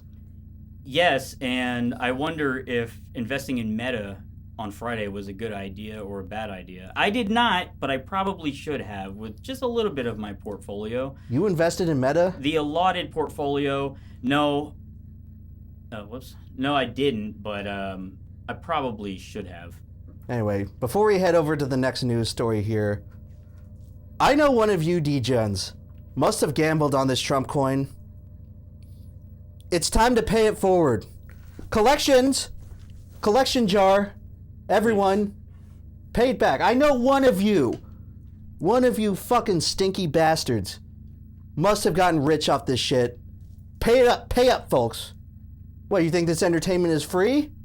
Huh? I mean, they are offering some money in chat, so we've been getting cursed with bad karma this entire show, trying to put on a good entertaining product for you guys, make the world a better place. How about you make the world a better place? Pay your Trump profits forward. We want to be seeing more goddamn super chats in this show, on this stream, right here, right now. Now, I had this idea that I think might be a little bit fun if people want to get more creative with how they might want to donate to the show. And I want to try to create an infrastructure where they can offer their money. And if they want, they tell us what we should invest in, whether it's a meme token. If they give us $5 and they say invest in like shit jizz coin, then we have to do it. That's where the money goes, and we check our portfolio to see if it's lifted up. It could be something on the crypto market or something on the actual stock market. That's right. Maybe one day you guys can steer us to the life-changing wealth that Trump token is going to provide. Anyway, let's catch up real quick. So Parable 424. By the way, Rusty, out of sheer curiosity, in the testimony from Requiem of the Crazies, from the Bullet the Bum. Any idea where he's been in recent times? I haven't seen Bullet in 15 years. This was a homeless guy that was around town. No, probably 20 years. I'm sure he's dead. But his memory lives on in the barrel of every gun held by someone named Luigi. His name is Bullet. Muska Undamineska, the bad internet is just the Wawa employee that Emp scared getting revenge. The curse of the hoagie continues. Salty Shackle, how much to get garbage mice on the show? I don't know what that is, and I refuse. And Mezzalol, I can't read that. You had your chance. So. Oh, awfully stingy now that they made their bag. Okay. Whatever, folks. We've got a news show to run. It's not like we can sit around all day looking at candle charts, trying to find the next big coin. Anyway, the new presidential portraits got released. There's a lot of memes being spread. Now, Trump's portrait, the lighting is awfully odd for a president. I can't say that if you go back in the history and lineage of the various official presidential press portraits that there's something that looks quite like this. It's like, now, Rusty, you deal a lot with lights. We have a lot of lights here on the show. Yes. What lighting do you think, what treatment did they give to Trump? It looks like he's got a pretty hot spotlight there on his face. Yeah, it's but not he's a got, ring light. He's got no fill lights there. He's got like a little bit of rim light to accentuate the jowl next to his ear. Okay, so up here he has, and this might be a little bit small for the viewers, but there seems to be a pretty heavy backlight, what do they call that, hair lighting? That's right up here, pointing down. Yeah, but right in his face or over in this direction is a very direct light that makes him look sinister. Yeah, it like accentuates his pores and wrinkles. He looks like... They should have done a Rembrandt lighting, so half his face was hidden in shadow. Maybe. I mean, if you look at the old one from 2016... Normal. That's like flat lighting. That's what lighting. you'd expect out of like a political portrait. This is not fucking good. Not good in what? In composition or in an ominous feeling that we've just put a complete madman into the White House who's going to enact revenge on all of the political enemies that have slighted him over the last 4 years. Well, there were also a lot of theories from the schizophrenic center-right that Trump might actually be the red calf of the Talmud, of Israel's final coming, the person who will save the world, who in Christianity that might be someone who would be described as the Antichrist. And we would vote him into office and then find out it was full of lies. I just heard that somewhere on TikTok. But now, Rusty, that's a ridiculous theory. The true Antichrist is going to fall on us when Mr. Beast gets elected to the presidency in 2036. Anyway... He will do that, too. So Trump, there's a comparison here for the guy from Squid Game. He's been through shit. We have put Walter White... Everyone, we have put Walter White into office. And this is not season 1 Walter White. Is this actually any good like... You said people were memeing on this. I'm pretty sure just you. You just made these. It's not just me, You're Russ. forcing a talking Some of us point. actually are connected to the pulse of internet culture. Thank you very much. Look, this is Rembrandt lighting. So you can see part of his cheek here. You can see most of half of his face. And then you can see just the outer rim, which is a backspill. That's not even the same lighting. That's a forced comparison, Emperor Lemon. We've elected season 6 Walter White into office. It's going to be an interesting few years, but buckle up.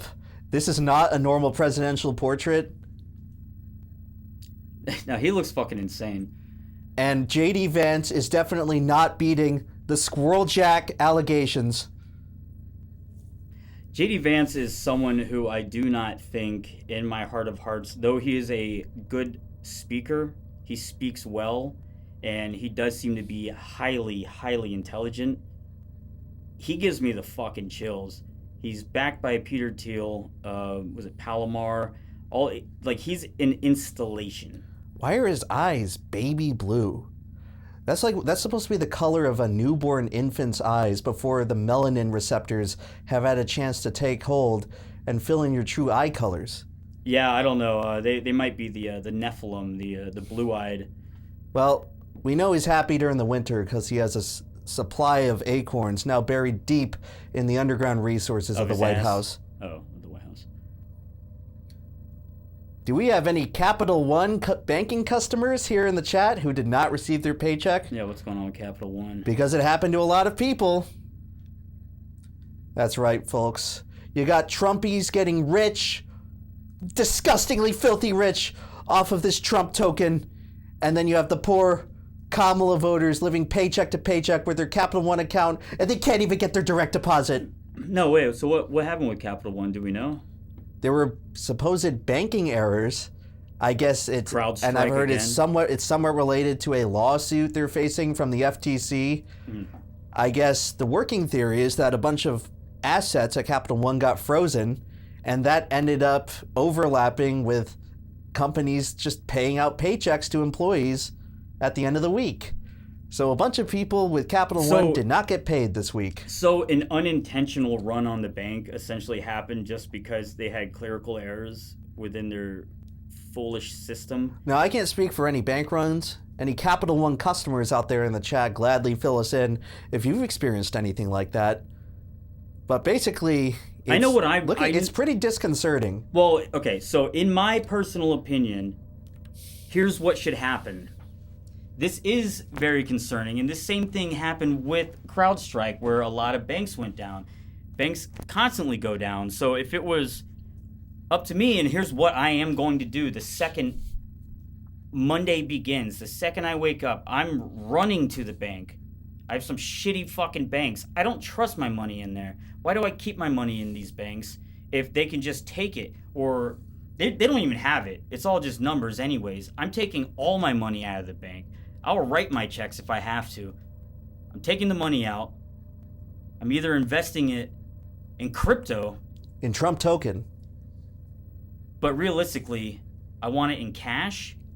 Have you ever tried to take large amounts of cash out of the bank? They ask you what you're doing. There's a daily limit. Suck my dick. That's what I'm doing with it. Well, that's because... No, if it's over... They told me, if it was over $8,000 in cash that you try to take out, and they've asked me over $5,000, they have to tell you about fraud. They have to get an answer about what you're doing for it. And it's like, what do you think I'm doing with it? I'm buying gold. And that's right, folks. Here at the Rusty Cage Show, we're talking about our sponsor, which is... No, I'm kidding. We don't actually have a sponsor in gold. And but I want more hard assets or at least cash. Cash sucks because you can lose it, and it's still in USD. Yeah, I'm so getting really tired of this from inflation. Push towards a cashless society. Because just look what the fuck they can do. They can just freeze your bank accounts. Oh, we're having a problem. Sure. I guess maybe it actually is a problem from having too many H-1B workers that are incompetent. But generally speaking, it's like a horrible feeling to know that like most of your money can just be rendered inaccessible like that. That doesn't happen with cash. And that's why I think the powers that be are gradually trying to phase cash out, because it empowers people too much on an individual level to be in charge of their finances rather than just deferring it to an ethereal digital system that anyone can just completely fuck up at any time. So the point, right, I mean, that's very true. So the point is, go to the bank, run to the bank on Monday, pull all of your money out, and demand that you get all of the money in your bank. And I know for a lot of you what you're going to say, oh, Rusty, I don't have any money in the bank. I have it all in hot coin. I have Capital One. They won't let me. They won't let you. At least try. And tell them Rusty sent you. Well, it's a battle of haves and have-nots, and right now, Team Trump is all the haves. Trump is making people millionaires. Capital One is sending people to the breadline. Oh, what a cruel fate. All we want to do is run a stream. We're the have-nots of the streams, and we keep getting kicked down by these other streamers who are DDoSing us, fucking us over, sending us cursed bird artifacts in the mail. Cash is not king. The person who said cash is king, cash is trash. Cash will devalue faster than they'll tell you that it's devaluing. And it's oftentimes not even, you can't even claim the value of the cash. It means nothing anymore. Cash is just paper to trick you. Land is value. Land is wealth. Take all your money out and buy the smallest plot of land that you can, or buy a bunch of spaghetti and grain and rice and commodities and just keep them stored somewhere in a nice, environmentally safe area. Yeah, hopefully the weevils won't eat away at your wealth. Buy copper. Copper's always useful. Buy drugs from a meth head. Yeah. Yeah, do that. Buy drugs from a meth head. You heard it here first, folks. All right, my keyboard stopped operating. What is going on? Oh my god. Did you hit a... I'm just pressing the down arrow. Is it like not connected to this? I don't know. We'll do it manually. It's all falling apart. Guys, we're coming apart at the seams. This is what happens when our Samir-controlled bank accounts get liquidated by Capital One. Ooh, all right. So this is a fun one. In other news, a next level of whoredom has been achieved, everyone. Am I allowed to say that? Whoredom? Is that too controversial? Is that any more disgusting than what we're seeing on the screen here now, folks? Is this disgusting, though? Or is this empowering? So this is the woman who had sex with 1,000 men in 24 hours, but I think it was read somewhere that it was actually 12 hours. And so she's not just setting the volume record, she's setting the speed run record. Yes. If I'm hearing this correctly. I believe the final figure was 1,057 men in roughly a 12-hour interval. Now, everyone, I don't know if this is what people are turning to now that Pornhub is banned in several states. Of course, I don't even know if that matters because this woman is British, and I guess 1,057 British men got to have the experience of a lifetime. She's like the female version of Attila the Hun. Her genetics will be the next generation of humans. Well, only she has 1,000 children. Now, this has been happening for a while. I think I could be wrong about this, and I thought it was called the Dakota 500. This had to be 20 years ago, something like that. It was the same type of thing. It was marathon fucking, where they would have huge lines of men, and they would all take turns, and they might rotate through in line. That's one of the things where the practicality, the logistics of having sex with 1,000 men is quite odd, because you have to get them all to have STD tests, you have to have them all have protection, and some people would fake it by having men in rotation, and that doesn't count. Is that like how over 1,000? To fool the American military, the Soviets released videos of having planes flying in formation, and they just have the planes at the front fly to the back and continue forward to make it look like they had a bigger arsenal of airplanes than they actually did. That's exactly right. That's actually exactly what it's like. Or when you go to Costco and keep circling around the free samples when you wait for the shift to change. Right, and so that doesn't count. So these have to be, and do we have an article about this? Because I don't know the stats. So there's going to be an article 2 slides from now. I just want everyone to look. We have included here a photo of the specific event space in question after the event. Now, if you go over here... Oh, is this actually it? This is the real photo Can I make this of what it looked like after 1,000 men were pleasured by this one woman. I'm expanding this. I can't see it from my vantage By point. all means, make sure that the chat sees every gory detail. Ew. Imagine walking in there at the end, and this is what you're seeing. Jesus Christ. We're in a new era, everyone. It's a new era for America and the world. Good look. So... This is postmodern. Was that supposed This to be is a part of... postmodern artistic experience. Yeah, why didn't they just have someone clean up? Someone should come through Well, and sweep it up. obviously, this is before they cleaned it up. You think they just left it like that? Like this, they rented out this mansion somewhere in like the London area. Oh, it's so fucking gross. Yeah, I'm just saying, I mean, all right, I get it. You kind of want this for the thrill factor. You want to have all the condoms on the floor, but couldn't they have someone with a push broom, like a shop vac, just kind of come through every 15 minutes? Oh, you mean like periodically? Yeah. Well, wouldn't that spoil the mood a bit? I guess so. People don't want to be reminded of manual labor when they're trying to get it on, you know? Yeah, and so these women, this lady, she's got to be... Well, we're going to do the math. Do not let me forget that. We have to do the math on this. If they're claiming 12 hours, maybe let's just do that right now. So let's just take 1,000. And we'll divide 12 by the amount of minutes. You know, multiply 12 by 60. Yeah. All right, let's see. So we got 12 times 60... And then 1,000 divided by, what is that, I'm going to 7? times 60 again, so we have the amount of seconds in 12 hours. So we have 43,200 seconds. So that's... So divided by 1,000... Should be able to do this in my head, but... That's only 43.2 seconds per person on average. So something just seems a little fishy there. These guys, you know, they have fluffers possibly in the line who are, you know, trying to keep them prepped and hard.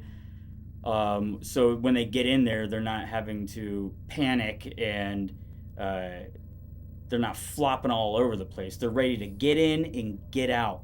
Well, Rusty, I have included an article in the next slide about the logistics of this event. Okay. Inside the sordid queue for Bonnie Blue, how more than 1,000 desperate men. Though I call them desperate men. I can tell you what's turning blue after that day. Not anyone's The balls. sky, because the weather is cleared up for all those men because they're so happy. That's true. That's true. They're having a great day after their desperation has cleared.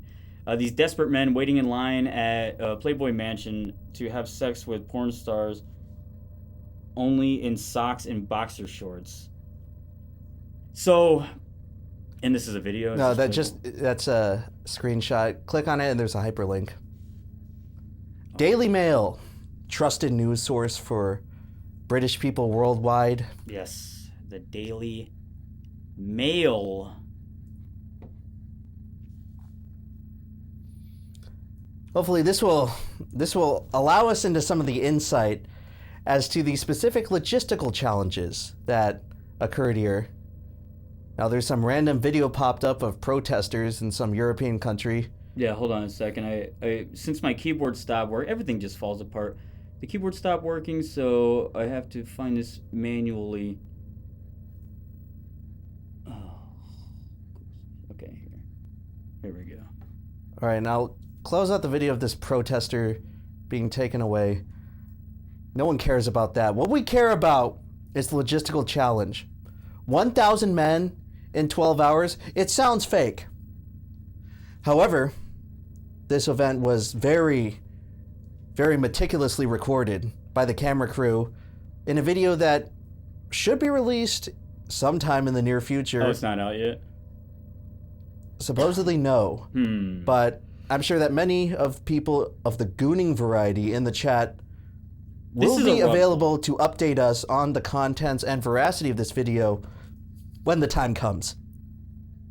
I'm saying this is a rug pull. I'm saying that they're doing this hype. They're creating this insanely high hype, and they're going to try to sell the video for cheap. But they become super rich, and it's going to come out there's a bunch of fraud. 1,000 witnesses, Rusty. 1,050 something. Well, let's just, so this is live documentation. These are all very hopeful men that are looking to score. Well, now, Beavis and Butthead style. Was this a TikTok or was this a YouTube short? I think they compiled a bunch of people's either TikToks or stories or other stuff like posted to their feed. Now this is like the setup of a Beavis and Butthead episode. Yes. Where a woman is having sex with 1,000 men and for whatever reason they just can't get in and score. But let's okay, now it's playing some other video. Okay, don't you just love there's like a tesseract or something on the screen? Don't you want to read? Oh, okay, I guess getting out of there. Reading is for losers. Never mind. I only linked an article for us to fucking read it. Oh, we can do that again. Sorry, it's just these technical issues, you know. Yeah, a lot of technical issues on the. Get the crow off the screen! God damn it! Fuck! All right, let's go back. Is it gone? Okay, it's gone. Oh. All right. So we're gonna read this article here.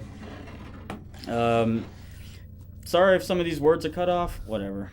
I can't fix that for some reason. Can you read this? Yeah, I'll read it, Rusty. Okay. One by one, they lined up on the grand staircase of an historic mansion in one of London's most prestigious locations. Some wore jogging pants and trainers, while others were stripped down to their boxer shorts and socks, or just stood in their bare feet as they queued on the red-carpeted stairs in the shadow of an ornate chandelier hanging overhead. The bizarre scenes were captured by a TikToker who had joined more than 1,000 desperate volunteers who traveled from across the country and beyond to take part in a marathon sordid sex session with the notorious OnlyFans star Bonnie Blue. The cameramen carefully steered clear of their faces, filming only their legs. It later emerged that by the time they got to the front of the queue, 99% of the men had disguised themselves in bank robber-style balaclavas as they took turns to have sex with Bonnie, age 25. By the end of the day, the porn star, whose real name is Tia Billinger, doxed, claimed to have had sex with 1,057 men in 12 hours, beating the previous world record set by adult film actress Lisa Sparks, who had sex with 919 men in 24 hours in 2004. So not only did she beat the record by 150, I don't believe it. She did it in half the time. Yeah, I don't believe it, because how does it progress that fast? I mean, she has to be on a ton of painkillers, a lot of numbing agents, but there has to be trickery involved, or at least good people on the logistics sides of this production, where they said, or let's look at how Lisa Sparks failed with 919 men in 24 hours. We can more than double that. So we need to get these men in and out. They do not come to climax. They just get a few pumps. It has to be like, you got to be ready to go. One pump and you're done. Or yeah, let's optimize this. If you're not ready by the time you get to the door, back of the line. This has to be a Mr. Beast operation. Well, this is kind of like a Mr. Beast video idea. Yeah. But applied to OnlyFans models who want to create disgusting acts of lasciviousness that have not yet been seen before in this God-fearing world. Anyway, should I continue? Yes. Bonnie, who had enjoyed a middle-class upbringing in Nottingham, and who was said to make around 600,000 pounds a month on OnlyFans, and in freedom dollars, that would be about 500 or maybe somewhere close. The pound sterling is worth more than the dollar, right? So it's probably about $700,000. Anyway, she went on to thank all the barely legal, barely breathing, and the husbands who took part. Mail Online revealed the full disturbing insight into the sordid stunt, which took place in the 15 million pound mansion, which is owned by convicted fraudster Fast Eddie Davenport. What the fuck? It's just yards away from the BBC's broadcasting house.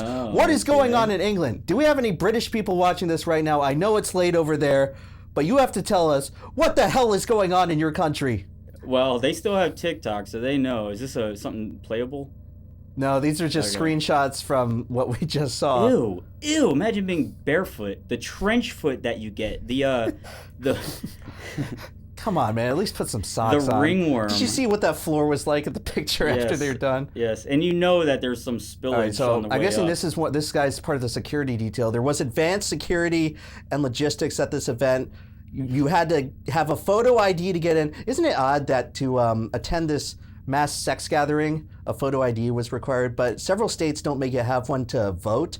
Well, just a little strange observation. Different country. Different country, different standards, I'm sure. So I wonder why, are they blurring all the men's faces out? Was the anonymity of the attendees a part of it? Because they said husbands earlier on. I don't know if it's because this is a little bit salacious.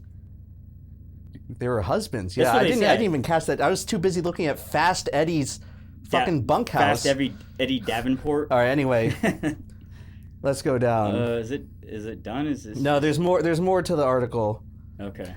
Davenport, 58, became notorious for hosting sex parties at the property, which attracted police attention after dozens of complaints. I thought the police don't do anything in England. Yeah, they don't care about... But when people are trying to have a nice, sexy party, that's a problem. It's only whenever children are being raped that they ignore it.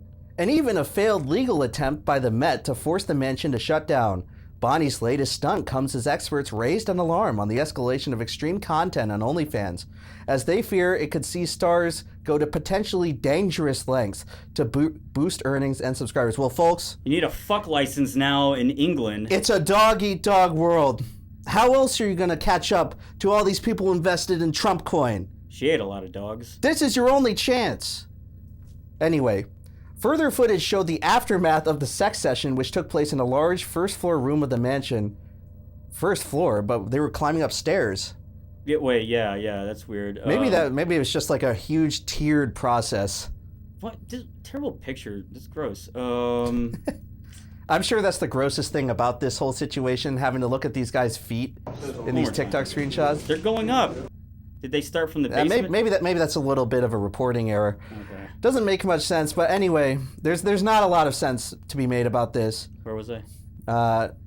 Further footage show the aftermath of the sex section, which took place in a large first-floor room of the mansion and was left littered with condoms, apostrophe there that shouldn't be, great journalism, paper towels, discarded blue balaclavas, which had been handed out to the men taking part in Bonnie's assistance. You think you can get one of those on eBay after this? Probably. I would not want one, but... Not like you'd want one, but probably someone kept theirs and is selling it. Jobless security guard Ali Walker, or I guess it's Ali Walker, who took the footage and posted it on social media platform, told how he had hoped to bed Bonnie during the session, but was put off by the scenes that greet him. So he thought this was going to be a little bit sexy. She's paying the security guards with a little action, you know? Yeah, he's like, I'll take the job. I can fuck this 25-year-old. Which, isn't that in violation of just most labor laws in the civilized world? But I'm sure it's just a bonus. But this is the UK. It's not the civilized world. It's like how to sell someone moonshine, which is illegal. You have to do it by selling them a $20 box of crackers and then getting them the moonshine as a free gift. Tokenization. Anyway. Wait, no, so I wonder, I mean, he saw some horrific shit that just made him completely turn back. He's regretting taking that job. He's like, oh, fuck. No, he saw the job description. Great. I get to beat people up and fuck in the same job. I would imagine by the end of this, it's just a bunch of bloody meat on a bed with a huge cock-shaped crater. He had to put on the war face, everyone. He started off, it's like that Squid Game meme with Trump. He started off, oh yeah, it's going to be so fun. 12 hours later. It's over. Anyway, speaking exclusively to Mail Online, Ali42 said, "It was the most surreal experience of my life, 100%. I was just amazed about what was going on. I'd been told it was one-on-one sessions, so I presumed you go into a room with her one at a time, but when I got there, it was a free-for-all. That's how she did There were around 30 to 40 guys around her at any one time, all taking turns. She was surrounded by guys. There were so many guys there, and I'm quite shy. I've never been involved with anything like that, so I didn't get involved."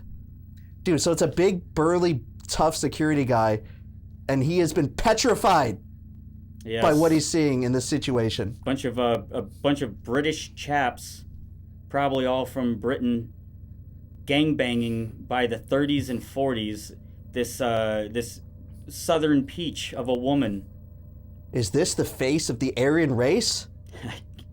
Is this what we're supposed to be deporting people over? I'm sure she looked a little bit more Aryan after the fact, but no, she got aired out. Yes. That's for sure. Yes. Anyway, I think there's a little bit more here. Let's just get through this. We're probably not planning to read articles on the show, but this is a unique situation where I feel like a little bit of on-the-ground journalism is required to get the point across. In the run-up to the stunt, Ali, who doesn't have a girlfriend and lives with his parents, posted videos on TikTok saying he was looking for an invitation to take part in the event, which he described as a meet and jeet. Are you allowed to say that? A South London word for sex. Oh, there we go. Yeah. I think that word has different connotations probably elsewhere, a lot of jeets but I digress. In a later post, he wrote how he was going to jeet Bonnie Blue today. He told how he arrived at the mansion in Portland Place, accompanied by a friend who he says had previously had sex with Bonnie and said he would let Ali go first. Ali, who had never met Bonnie before, said, "She did have sex with at least 1,000 men as far as I'm aware. I didn't actually count them, but the mansion was full." So this is an eyewitness, Rusty. Yes. Saying that this event seems to have actually transpired as advertised. There were a lot of guys in their late teens and early 20s. There were a few older guys. I'm 42, and I was probably one of the oldest there. People were just going in a group, and a group would surround her. Whoever got the opportunity would start joining in. She was in the middle, and there were loads of guys around her doing whatever to her. I didn't know any of the other people there. They all had masks on. Jesus well, it's a good thing they were being Christ. COVID safe. Yeah, right. They're worried about you wouldn't want to catch disease from anything going on in this room. This guy got his heart broken because he thought he was going to have some intimate love-making, kiss his favorite porn star on the lips and have a one-on-one with her, and he comes in there and there's all these jeets, these meet and jeets, Maybe that, but maybe it's the excess that put him off. Like, imagine being hungry for your favorite McDonald's cheeseburger that you disgusting meat eaters like to partake in, and then you just so happen to catch a Nick Ocado video of him stuffing himself with like squid eyeballs and bloody eel tentacles. Yeah, you lose your appetite. You know, right? You're no longer hungry for... Anyway, another picture of the aftermath, if you guys wanted to see that. Yeah, just get a good glimpse. People were slipping and... This is an amazing picture. This picture rivals... Is that him right there? Is that this is him just kind of kicking some trash around? He's pacing around like Charlie Brown, all sad with the squiggly, sad mouth. Maybe I should have gone first. It's like, maybe I'm not heterosexual after all. Anyway... That's enough to turn someone. When you arrive, they give you a mask so you hide your face. 99% of the people had their masks on. Yo, Chad, the 1% are like, yeah, I'm here. What of it? Also, I'm saying that's how they're going to do... That's the con. They're all wearing masks, so there's going to be no way to verify the identity that these were even different men. They were probably in rotation. This does seem like a long article. I'm down to read the entire thing. I think it's almost over. Okay. Let's just try to get through in the next 5 minutes. It was like a balaclava-style blue mask, very thin, like the sort bank robbers wear. It was quick. I wasn't there for the whole day. I went for about 2 hours, then I went for lunch for maybe 45 minutes, and then I came back for another 2 hours, and she was still going at it. It was pretty full on. She had a camera set up. I think she said she had 5 cameras altogether. It was in a hall. They were using just the one big room. The queue started from the bottom of the stairs, up a suitcase, and then into the room. Up a staircase. Oh, up a staircase. She got 12 hours of footage. It started at 1 p.m. and she was going well into the night. By about 2 p.m., she was well into the flow of things and she did not stop, literally did not stop. I don't know how she did it. I left at about 6 or 7 and she was still going and she carried on. So he had a pretty short shift. He's only working there for 5 hours. Shorter shift than her. Shorter shaft, long shaft, short shift. Anyway, there's a bit more. Should I play this? I don't know what this is. I don't know if this is content that is going to Daily Mail. Be safe. Bunny, okay. I'm just gonna give you the Just G beanie. Oh, okay. You're certified now. Certified? Yeah. Put on. Damn, isn't it nice to have a virgin trad wife like that? Yeah. Brandon Hawks with the word. What is going on in England? Just G. British people, any British person watching, please explain yourselves. What is going on? Oh God. Anyway, I guess that's the security guard. What am I hearing? Oh, some other random videos playing. Get this crap out of here. Anyway. This poor gentleman. Okay, is that after? Is that before or after? 1,000-yard stare, either way. I don't know. It looks a little bit before. He's probably seen some traumatic things as a security guard. Yeah, was he in the WWE? But now, there's no going back. There's no going back to the innocence he once had. Ali told how he had no concerns for Bonnie, who had a number of people helping her organize the stunt, including women, while security guards checked IDs at the door. He said she was a trooper. She was getting on with it. She was 100% into it. She was orchestrating it all. She had a whole team around her. There were few other women just helping out. They were quite strict on checking ID when you went in. Security was very tight.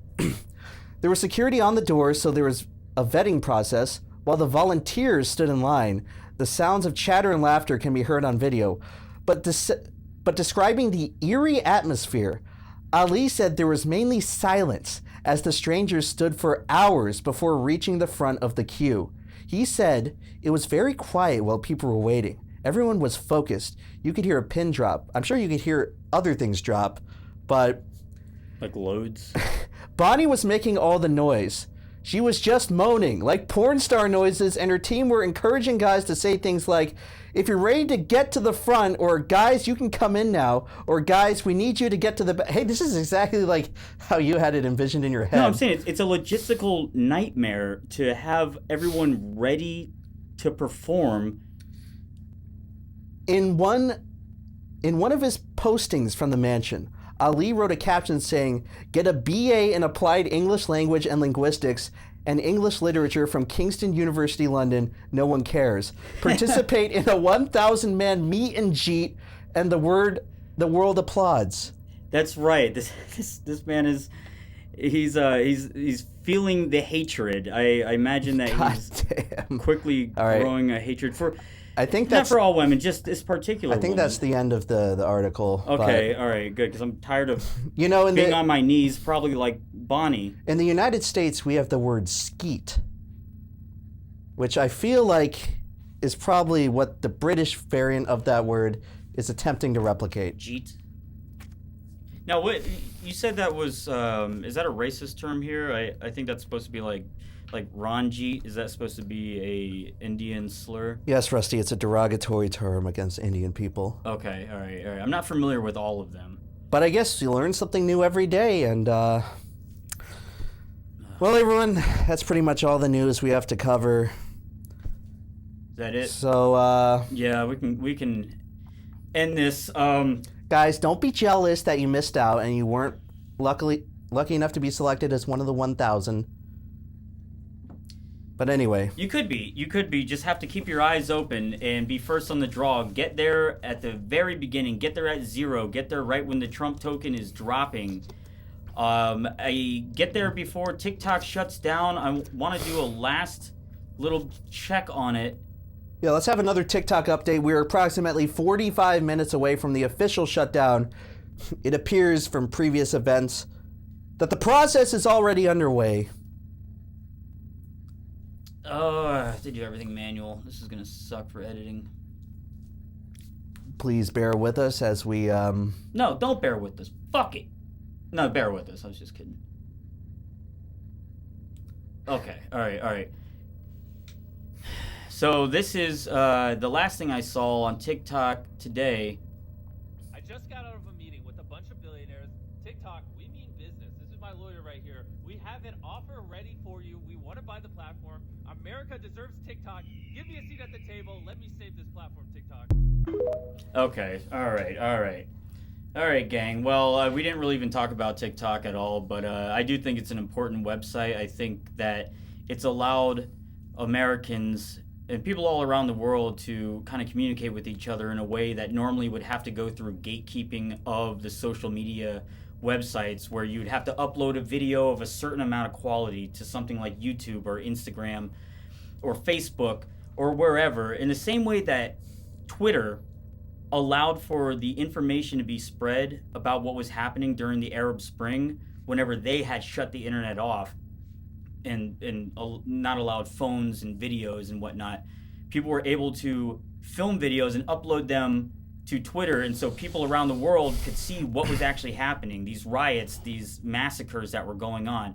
What TikTok has done is it's allowed Americans to see that about their own country. I wouldn't know half the shit that was going on about Hurricane Helene and the destruction that's still continuously happening there. I wouldn't have any idea about what was all going on with Maui or about East Palestine or any of these things that normally would just be brought out of the news cycle, because it evolved from children dancing and doing stupid memes. That was still there, but it turned into a way where people who can do independent journalism themselves, they can film this shit.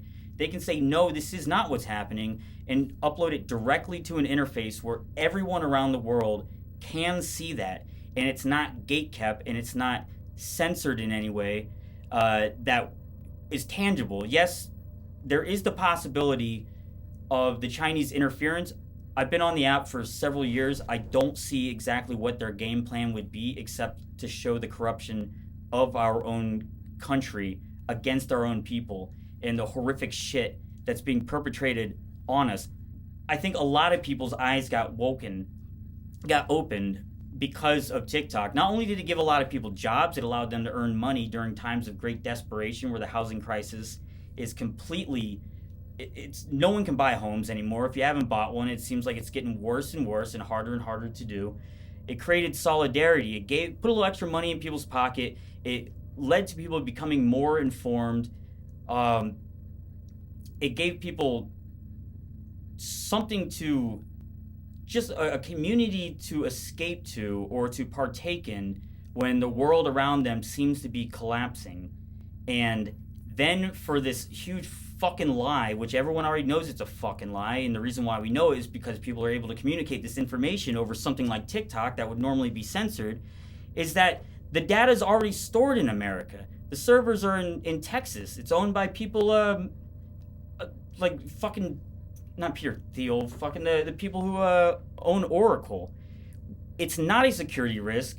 These websites, the ones that they're allowing, already sell our data to China. It's been happening for decades. Our data's been sold to China. They don't give a fuck about our data. They don't care about national security, really. They might worry about some sort of propaganda, but the propaganda is real because the propaganda isn't propaganda. It's more of exposure that we're getting fucked by our own politicians. And so they're lying to us. They're stripping it away. It is really funny that people in protest are going over to Rednote or Redbook. Have you seen that? Yes. It's a very stupid idea. I do not suggest that anyone actually downloads. So that would be the real Chinese spyware. That's the actual Chinese spyware. It's a funny protest, but their protest is legitimate. They're saying if you're worried that this app is stealing our information and giving it to China, that being TikTok, and you already do it, we're just going to willingly give our information away because what do we have to lose? Yeah. Nothing. People don't have anything to lose. And so this is the last little bit of shit that they had. The internet this might be the final nail in the coffin. I know a lot of people still fucking hate TikTok, but I think a lot of the people that hate TikTok are people who haven't lurked long enough on it. They haven't really seen its full potential, and they haven't thought about the consequences of what it provided and what taking it away is going to cause, because this is it. Now you're just going to take this away because people in fucking Congress bought Meta stock. Meta sucks. Instagram sucks. Facebook fucking sucks. Mark Zuckerberg can pretend all he wants to come out and say how he was forced by the Biden administration to censor Trump campaign information and meddle in elections. He knew exactly what the fuck he was doing. He had plenty of autonomy over it. What were they going to do? Kill him? He's bigger than them. But he allowed it to happen. This is all a business move. All these CEOs are lying to you. Anyone who's pretending like they're against it or for it, they're all just worried about their own bags as they stripped everyone else's bag away from them. The average citizen is fucked, and the internet is probably over. It's like the same shit whenever fucking they bought out 4chan and then they just pimped it, or they didn't pimp it, they emasculated, they castrated it. It's the same thing that they did with the Joker. They take the Joker, they see how much influence it has, and they want to turn it fucking gay. Not like homosexual gay, but gay as in it sucks. Yeah, they want to take the bite out of it, you know? Yeah, they want to take the bite out of it. This has been happening a lot, it seems. They want to take the bite out of the American people. They want us to obey completely, and you know how radicalized people got on TikTok? I saw that shit every day. That's what my algorithm was showing me. I know a lot of people might have just saw cat videos, but what I was seeing was people saying, no, this shit is fucked up. And they were looking at the legislation. They were reading off and speaking what the news wouldn't do. And it's gone. So where are we going to get information? Elon Musk? I mean, you just got to hope that the X algorithm actually works. He's already been censoring people, starting with the new year, by the way. Going back on all of his word. Well, Rusty, that was very well spoken. And we originally had other content planned for this show, but we're getting close to the deadline, anyway, of saying goodbye to TikTok, at least for the temporary future. I feel like it would be good to end this stream and to sort of run out the clock by talking about the importance of TikTok, the legacy of TikTok in terms of the internet, because I'm someone who started off disliking TikTok. And Same here. Based on my personal profile, people would probably peg me as someone who hates TikTok and still hates TikTok to this day. But some of you might be pleasantly surprised that I've come around to TikTok a lot recently. I don't consume content on TikTok. I don't post to TikTok. That's more of Rusty's area of expertise. I never really got that much of an intuitive handle on the short form content. But as time goes on, I really started to acknowledge TikTok's importance in the online ecosystem in terms of just empowering individual content creators to get their foot in the door, make a bit of a name for themselves. Anyone could do it. Anyone. You didn't have to have a production team. Anyone with authentic content from the room, if they had something important to say or if they were funny, just mildly. You didn't have to do a lot. It was entirely new type of media in the way that Vine initially started out. But what happened to Vine? It just failed. Well, I'm part of the Vine generation, which in the historic scheme of things is completely minuscule. Like people older than me don't really talk about Vine. They didn't care about Vine. People a few years younger than me, they came in after Vine got shut down. Oh, brilliant move by Jack Dorsey, by the way. Take this beloved program, just shut it down. We can't figure out what to do. Jack Dorsey, smartest person in Silicon Valley. Anyway, but I came from someone who I liked Vine when it was out. I thought Vine was funny. And then I remember when TikTok was coming up the ranks and it started as Musical.ly, and thinking that this is just the inferior version of Vine. Right. I like that Vine was 6 seconds. And a lot of truly talented people came out of Vine, and they have very long-standing, far-reaching online influences today. And that's because the 6-second format really forced people to hone in on the comedy. They say that brevity is the soul of wit, and that was definitely the experience. And when TikTok first came out, it came out to me as sort of like a diluted, far less talented version of Vine. So me and TikTok got off on the wrong foot. And that was the context I got brought in with it.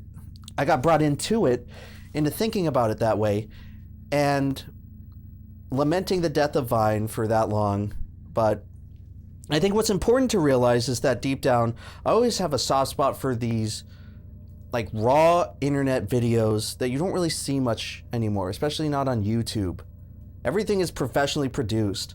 All the corporations that once tried to shut down the internet and kill it, well, guess what? They're running the internet now. They're all on YouTube. They all had to conform because that's where the money's ultimately going to end up being. And they've changed the culture to everything being very streamlined and professional. And that has its benefits. Organized and not... The chaos is necessary in a primordial soup of content. And YouTube is YouTube. You're not getting the same fucking experience from shorts. Shorts suck unless they're going to have whatever the algorithm that works so well on TikTok, unless they can get that on Reels and on Shorts. Short form content, it's funny, they all copied Vine and then they vouched for its extinction. What are they going to do? That's the end of fucking short form vertical content. I'm not horizontal fan. I mean, this is how a lot of people communicate with each other right now. This is like taking the form of basic human communication, talking to someone on a vertical phone screen, and you can call it dystopian, and you could say, "Oh, we need to go back." And I'm very anti-technology in a lot of circumstances, but if people enjoy something and they enjoy it enough to make it a part of their regular life and a constant presence in their life, and you want to take that away from them, you really have to stop and ask yourself, what is actually motivating this? Right. Like, this is something that the common man... There are few things nowadays that the common man can enjoy.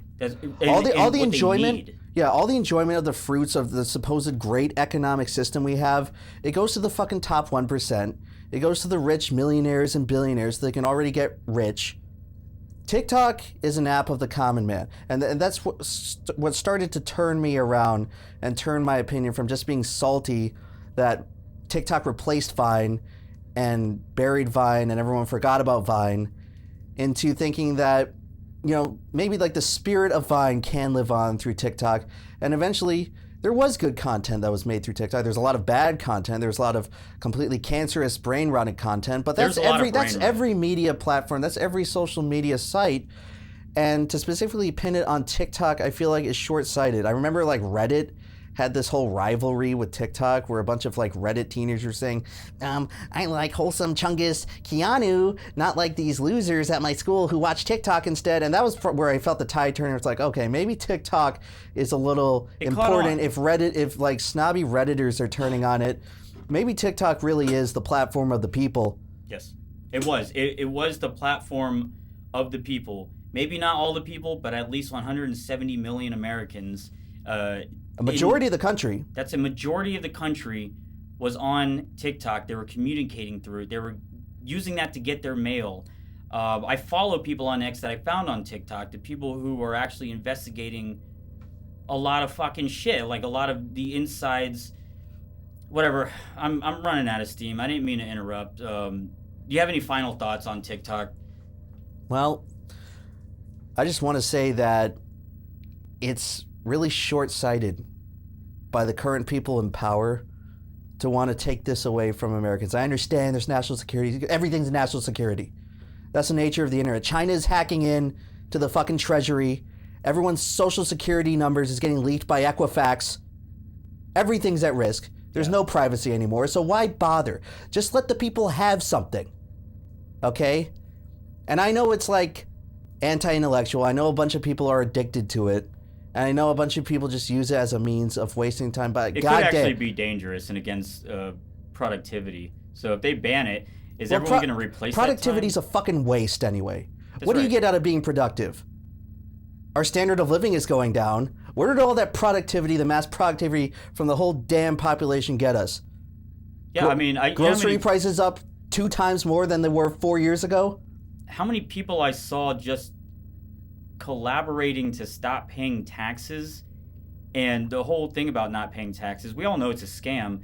If one person goes, I'm going to stop paying taxes, then everyone's like, you go ahead and do that and you go to jail. But if you can make that a mind virus and turn that into something where it becomes a movement that's quickly moved and quickly infects a large group of people, and especially 170 million Americans, you can have huge sweeping changes happen. It would evolve culture quicker than it could be controlled, and that's what the internet started out as.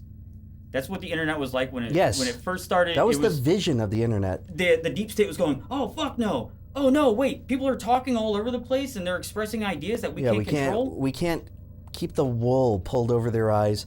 And this is another thing that caused me to change my mind about TikTok, where I consider it now to be actually this essential part of the internet ecosystem, where over the last several years I've had just this profound disillusionment in the powers that be, in just the basic capacity of politicians to do anything other than being self-serving and serving corporate overlords that already have all the influence and power. TikTok being Chinese controlled is actually a positive, because it allows something where information can get out to Americans that's not controlled by the fucking feds. Think about on YouTube, how you try to upload the COVID song. You couldn't say anything about COVID for an entire year because it was misinformation. And were there conspiracy theorists? Were there possibly some people that would have led others to do like dangerous things on themselves? Yes. But what's stopping Billy Bob from telling people at the bar to do that? Is that just a national security risk? Misinformation gets around. Problematic conspiracy theories get around, and they get around with or without the internet. That's right. And so, all right, here's what I noticed. Here's what I noticed about the difference between TikTok and everything else is the bar for quality for the actual production side of the videos was lowered so much that people could turn around videos super quick. So ideas could be transmitted super quick and they can be responded to. Bad ideas can be instantly met with people debunking it or substantiating it. And that was happening super fast. It was like a brain thinking. Everything's firing off. These ideas are going around. It doesn't have to go through middlemen. It doesn't have to go through a great censoring process. And that's why it was moving too quick. Who knows? Are we going to get it back? I do not think that Trump is going to be able to get it back. I think he's kind of just using it to make himself look good and saying like, oh yeah, I'm going to bring it back. If they do, there's going to be some sort of change. There's no way they're just going to overthrow it. I could be wrong, but I like to think that once the shoe is on top of you, they're just going to squeeze until your guts come out. Well, we've got about 25 minutes left at this stage. Let's read some super chats and we can close out the stream, which seems to be faltering once again. Yeah, maybe they're moving into the next stage deletion on TikTok. Yeah. CapCut is also down. That's the editing software. I've never used it, so I'm not really familiar with it. So Paul says Trump is a gangsta, a real N-word. That's his not fucking around portrait. So that's talking about the Trump portrait. Habitual Brand says, how many slushy machines are you going to steal? I don't know what that was in reference to, but if there's any more, I will steal them now, and I have no reservations about not doing it anymore. Polak, says Trump is still a Zionist, which that is true, and so is JD Vance. And I believe it's real when Fauci gets his Christmas presents. I'll believe it's real when Fauci gets his Christmas present. Yeah, Trump's... Listen, this is all an act. They're all pretending to be someone they aren't and to be against things that they're actually for, or at least mask the true nature of what their goals are. But yes, everyone is a Zionist in politics, so you can think that you're voting against something, but you know who's in power. Paul says, cash, gold, lead. Now, lead is something I would like to fill my shoes with and jump in the ocean, and I think a lot of people would agree. Croweater 1836 says, remember Revelations 13:3. Trump is one of the heads of the Antichrist, and I will bet money on it. We are so fucked. 2025 is the year the world ends. Dang, maybe at this rate. Seems like we're on that trajectory. But people have been saying that. Yeah, I get it. It's a little played out, but I don't think it has been a rather inauspicious start to the year. I think everyone can admit that. And you can see trends. There's short-term trends, and there are bad times in history. While people who discredit the idea of we're in a decline, they'll say, no, everything always gets better. Yes, everything does trend in a direction, but it's not always not in the better. Last 5 years. I've completely abandoned that way of thinking, but that's just me. I don't want to go on another depressive episode, but it's epochs. There's huge falls in civilization. There's times where things seem like they were going great, and all of society collapsed into terribleness for hundreds and hundreds of years. That's why we don't even know what the fuck happened. And that's why I'm really suspecting we're on one of those downswings right now in America, the great American empire. Maybe this is the essence of the downward spiral that has afflicted my career thus far this entire time. I don't know if anyone can hear us right now. I see the stream is faltering. We are recording, so hopefully people watch this. YouTube is not receiving enough video to maintain smooth streaming. No, I'm just gonna finish. Maybe this is the end. This is like the final TikTok deletion. We had this happen right before Rusty got locked out of his account, and maybe right now they've lit the fuse for the final firecracker for TikTok to go offline for the foreseeable future. You know, all right, everything's fucking up right now. Yeah, I think this might be the end times. Things could be getting better, but here's what I truly believe. Who the hell is gonna watch this shit? Why did you fucking end the stream? I don't know, because I didn't. You convinced me to restart it afterwards. All right, so just give me a second, and then I'll come back. Oh, great! They get to open the stream by watching me scratch my nuts. God damn it! All right, here you go, MCam. All right, guys, this is a super secret stream. All those other people, they don't know, but you guys are the real ones. You're that. But yeah, thank you for sticking with us. Rusty did end the stream on purpose. Let the record show that. I'm not gonna try to gimmick you guys anymore on that, but I convinced him to get it back on because I guess I do want to stick it out till midnight, even though we've been plagued with technical issues thus far all night, which hopefully there's a chance it's not actually our fault and that it really is all these weird TikTok mass server deletion that's transpiring right now as we speak. So who knows, but I'm glad you guys are sticking with us. I know that we're still relatively new to this streaming thing, but I hope we've been able to give you guys a good entertaining product so far. We're always trying to improve, and I know Rusty has done streaming before me, so I'm actually probably the newest one at this, so I don't really know or like how to appraise my own performance, but hopefully it's been going good enough for you guys, and I'm leaving all of you with just something to think about, something to make it worth your while for tuning in, you know. I started watching streams in my own free time more and more recently. I used to not like it that much, kind of like with TikTok, but it broadened my horizons a lot with the type of content I consume lately. And what can I say? Started watching streams. I know our goal is to like be better than the average stream, all right? And I know the live shows, eventually you're going to see the plan come through fruition. It's only going to be one part of the Rusty Cage Show suite of entertainment. But yeah, we're trying to put on a good show for you guys, and Yeah, glad you guys have been sticking with us. 79 viewers. Wow.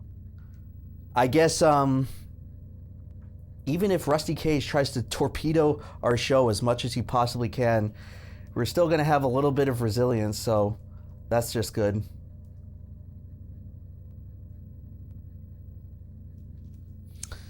Anyway, folks, this is the end. TikTok is unraveling as we speak. Has there ever been a social media platform as big as TikTok that's been just Thanos snapped away by the government like this? I remember in the Wild West days of the internet, and I say remember, not even through personal experience because I was too young for all of that. Maybe the tail end of sort of just Web 1 before Facebook, Snapchat, and Instagram and everything had to be in an app. I do remember the tail end of just the early internet, but I'm talking about like 1999, 2000 .com boom era. There was probably a lot of websites back then that probably got pretty big traffic-wise, and then all of a sudden you'd find they just ceased to exist. Yeah, well, researching my video on poker, Chris Moneymaker, I did get to reread that in like 2011 there was the poker apocalypse where all the US poker online gambling sites got shut down by the feds. And I think still to this day, you can't play online poker in the United States. You either need to use a VPN or you need to go over the border to Canada. That's like another one of those. That's what Daniel Negreanu does. Another one of those like fuckery things where it's like gambling was illegal unless it was under these super controlled, restricted uses in America, and now it's all over the place. Yeah, it's awfully ironic now that are there any poker players in the chat? Let me know. Is poker still banned in America? Because all this FanDuel, like DraftKings stuff, it's basically just the same as gambling, but the Supreme Court in 2018 declared that it was a game of skill and thus not subject to gambling laws.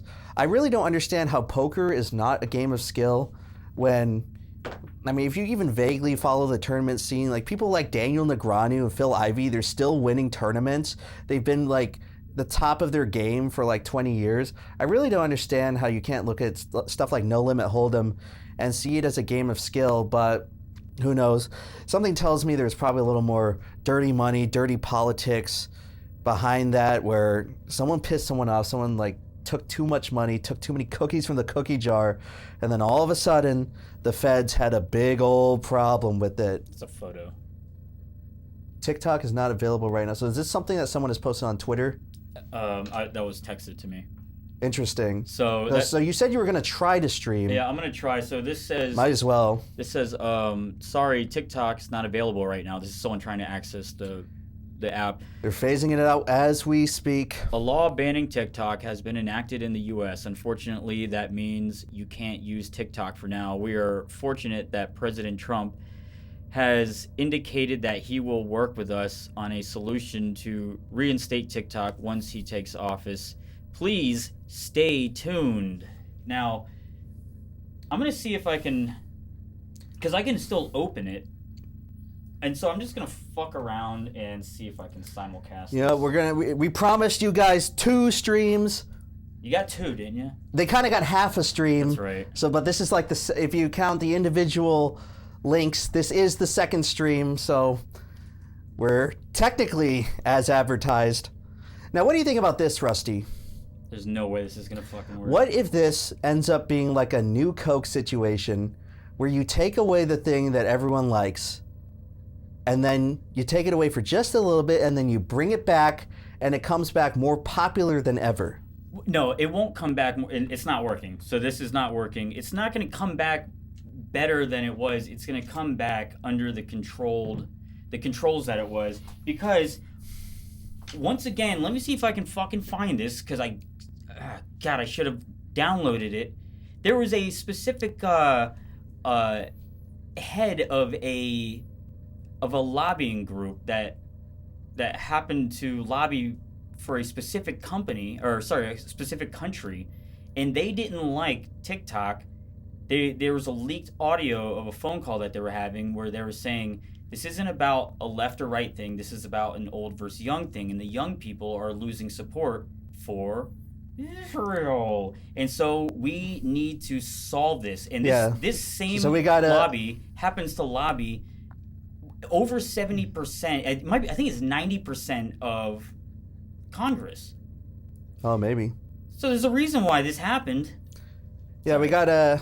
People are losing faith in Israel, so we gotta plant a bunch of random ISIS flags on random alleged Manchurian candidates that were radicalizing at Fort Bragg to carry out terror attacks on the American citizens. Let's play this. Here, just give me a second, folks. Listen, I'm not dying on this hill, but it becomes pretty clear at a certain point whenever there's an issue. That's gonna be it. I'm surprised this is on YouTube.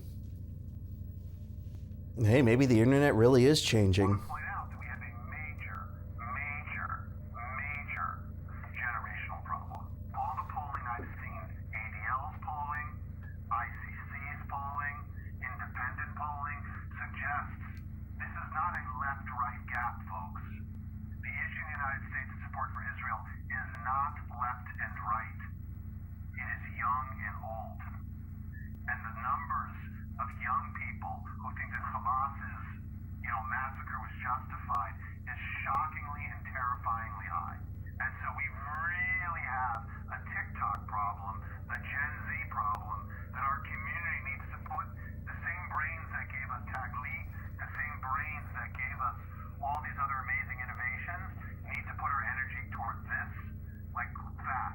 Yeah, by censoring it.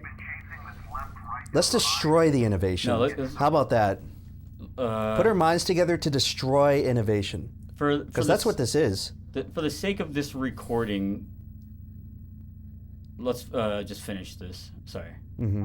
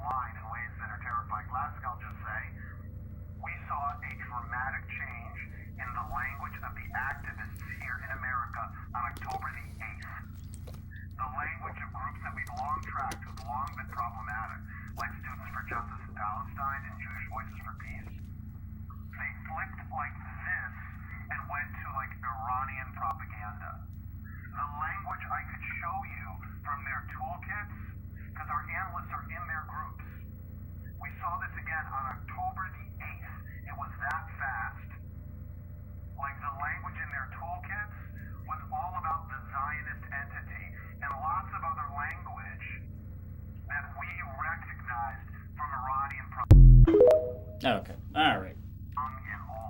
Oops. So how about that, folks? Young versus old divide.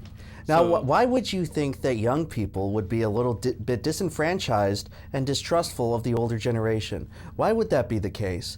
Could it be because we, probably starting with your generation, Rusty, it's just ostensibly measured that each successive generation is dealing with a lower standard of living than what came previous, and all the people in charge, who are ostensibly older people of the older generation, they constantly pass legislation. They've been doing this since the 1980s, since Ronald Reagan was elected. They've been passing legislation and electing politicians who favor legislation that continues to further their own interest rather than any sort of stewardship, which is what the greatest generation, every generation before, had, wanting prosperity for young people, wanting prosperity for the people who came after. But the legislation for the last 40 years, the last however many cycles of Congress, has continually been favored for older, aging, baby boomer and up aged people to just continue giving themselves what they already have.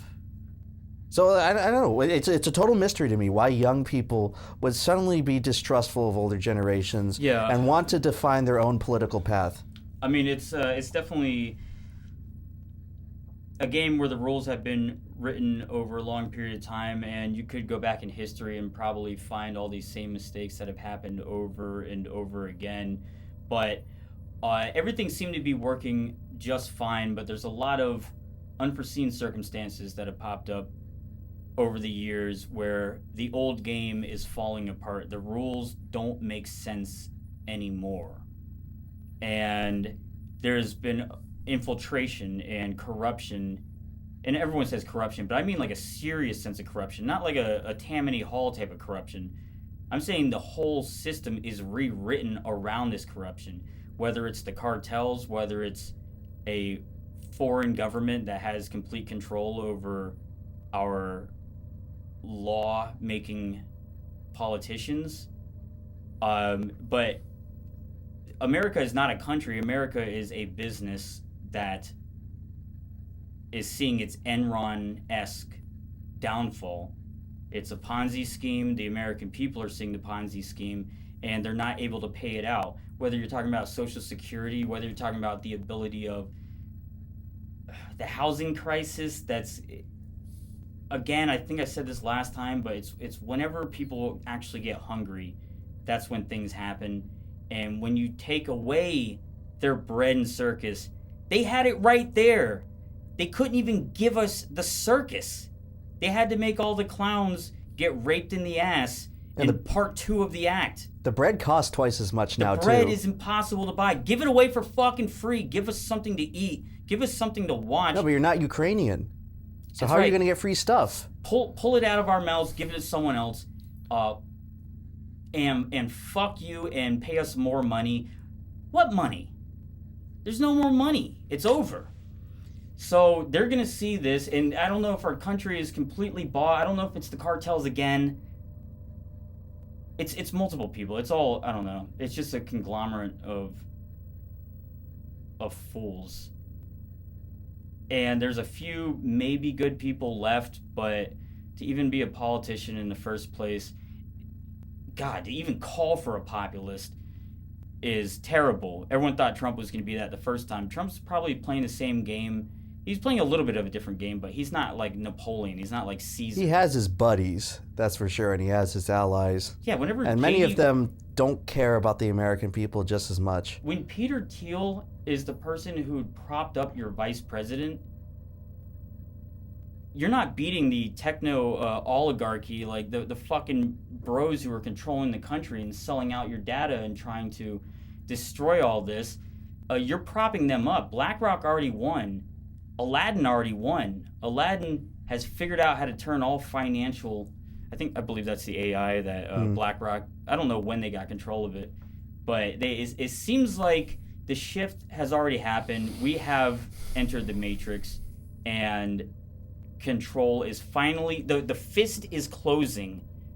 When all these 5 fingers come together, it creates a fist, and that will not be undone. It's like the monkey that puts its hand in a box to grab the shiny spoon or the banana, and it can't pull it back out because the hole is too small. And then the hunter comes to collect his prize and put it all down.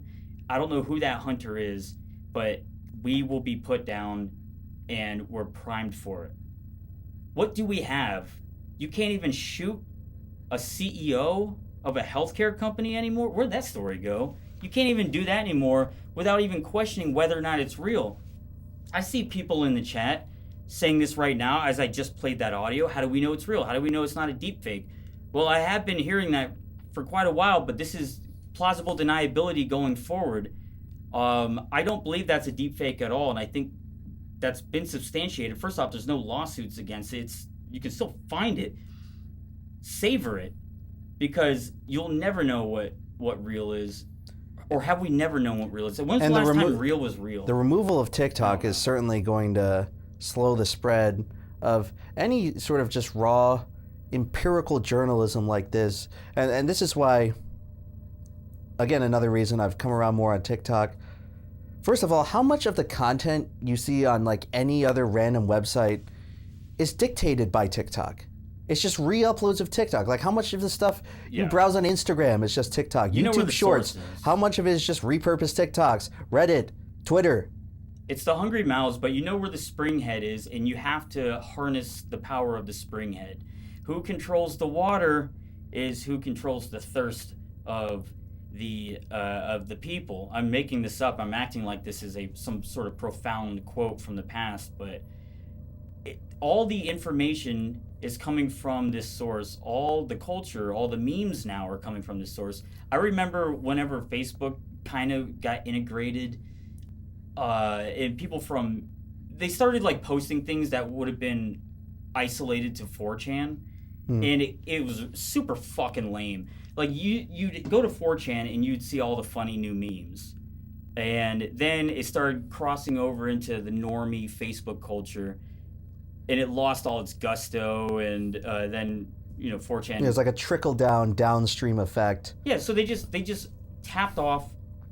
We have these source of the water. We have these clear origins of culture, online culture, and there's I feel like that even calling it online culture is redundant now because it just is the culture. What happens online is culture now, and they're basically damming off the head of the spring. Yeah. And the water's going to trickle bone dry, and all the other technocrats in the country are licking their chops because it's like, ooh, more traffic for my website to sell for advertisers. Ooh, Meta's gonna do great. I really do want to see what the stock looks like on Meta, because I know people have been tanking it, but I don't know why it's tanking, because why would anyone who's already invested in Meta, unless they really love TikTok, sell their shares? Or do they see the huge discouragement against it and people are hedging their bets by selling? Yeah, the thing with Meta is that a lot of their products are just really not valuable. Delete Facebook from your phone. People are fucking sick of their data getting sold. Everyone knows that. It's like there's no anyone who benefit could have of pulled Meta. out. Meta sucks. Every products aspect of Meta sucks. No, this is what I was complaining about Mark Zuckerberg on our last show. He's got the brown thumb. Everything he touches turns to shit. Remember the Oculus Rift? How that was supposed to change the face of gaming, and then Facebook bought it out? What the hell have you heard of the fucking Oculus? Hey guys. And it was like genuinely promising technology. It just got put into the fucking umbrella of Meta products, and then you never hear from it again. It's fucking irrelevant. It's ruined. $800 million valuation for fucking nothing. No value to actual consumers and people in the real world. I remember about 10 years, probably about 15 years ago now, I'm a fucking stupid boomer, but when I was trying to establish a presence on every single website, I definitely had a Facebook page, and I still do have one for Rusty Cage. I don't even know why I fucking have it. I don't get any views out of it.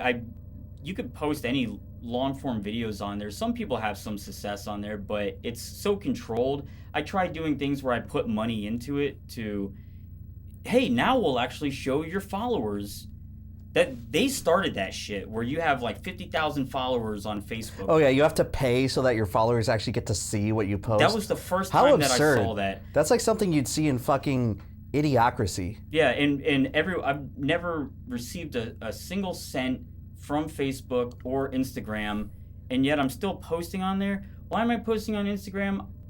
Honestly, because I started it to see people that I follow, but Facebook, I guess I can delete Facebook. I mean, I still use Messenger to talk to. I don't even use it to talk to my friends or family. Messenger is like almost its own thing entirely, though. You can just entirely interact with Messenger without going through Facebook at all. Apparently, that's the biggest one that steals your data too. Dude, fuck it. I'm deleting Messenger. If people want to contact me, they can. They can go on WhatsApp. Great. Yeah, you can go on WhatsApp or yeah. I was gonna say something else, but I don't want to say it.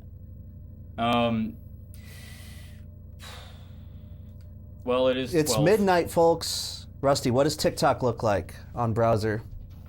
On browser? The clock has struck midnight. I got closed out of it. We're arriving at the end of an era and the birth of something else entirely. Let's show them. And it's gone. This is it, everyone. This is it. This is when you type in TikTok right now. Sorry, TikTok sad state of America isn't available. The law banning TikTok has been enacted. It's the same thing I read earlier. You can still download your data. Well, I'm gonna click that later. Yeah, I wonder what the data exactly is. This is gonna be so annoying to try to edit this clip later. I'm just constantly upside down and out of frame. You know what? Fuck it. Whatever. Just put it up and just no explanation. Yeah. But anyway, guys, It's officially done. A VPN? I don't have a VPN. I also don't trust VPNs. Weren't there all those articles saying that you could face legal penalties if you use a fucking VPN to access goofy content on Facebook or TikTok? Yeah, I did see that. It's fucking ridiculous. I did see that. It's because now you're breaking the law. The same way that ByteDance would be breaking the law, you would be breaking the law by accessing this, if I understand it correctly. Damn, I need to really think about VPNs, because the VPN boom seems like a fucking psyop to me. It just came out of nowhere. There's a ton of VPNs, and then all of a sudden they're just allowed to exist the same way that legalized gambling is. Who's getting paid off here? I don't think how much of that information, how many of these passwords got leaked from some of these VPNs that we'll probably later be promoting on the edited versions of this show? Oh, sure. If any VPN sponsorships happen to be watching, we'll gladly take your... We have no actual principles. Nord Express, I don't really care. We're only in it for the money. I would just like to warn the audience that I do think in the future VPNs are not going to hold up very well. Well, that remains to be seen for now. It's just too convenient. Everyone, I hope you had fun watching TikTok for the last day of its operational service for God knows how long. Trump did say that once he gets into power, he'll use executive action to reinstate TikTok for 90 days, but who knows? In order for TikTok to actually be fully brought back, they would have to repeal whatever this law is, stipulating that it must be sold or else. And I think Trump is, he sees the power of TikTok, at least politically. Well, what he knows, he knows it's not, he knows it's very alienating, again, to fucking young people. All he says is how it helped him win the election. Whenever he's asked about it. It's hard to say. I mean, the second he gets into power, he's just going to do whatever the hell he wants. Could be good, could be bad. I don't think it's going to be down the middle. I think we're either in for a renaissance in these next 4 years, or we will continue and accelerate the death spiral of the great American empire into something that is completely untenable. But who knows? This is the start. Guys, 2025 is not getting off to a good beginning. Well, and all those guys in the UK are getting off. That is true. If you guys, whether or not you're having trouble in 2025, we hope that you enjoyed spending your time here. We know you've had your choices in your hosts of delivering TikTok's ban live, and we're glad that you chose the Rusty Cage Show. Thank you for bearing with us, and hopefully you can tune in next time. We'll be back. God bless you.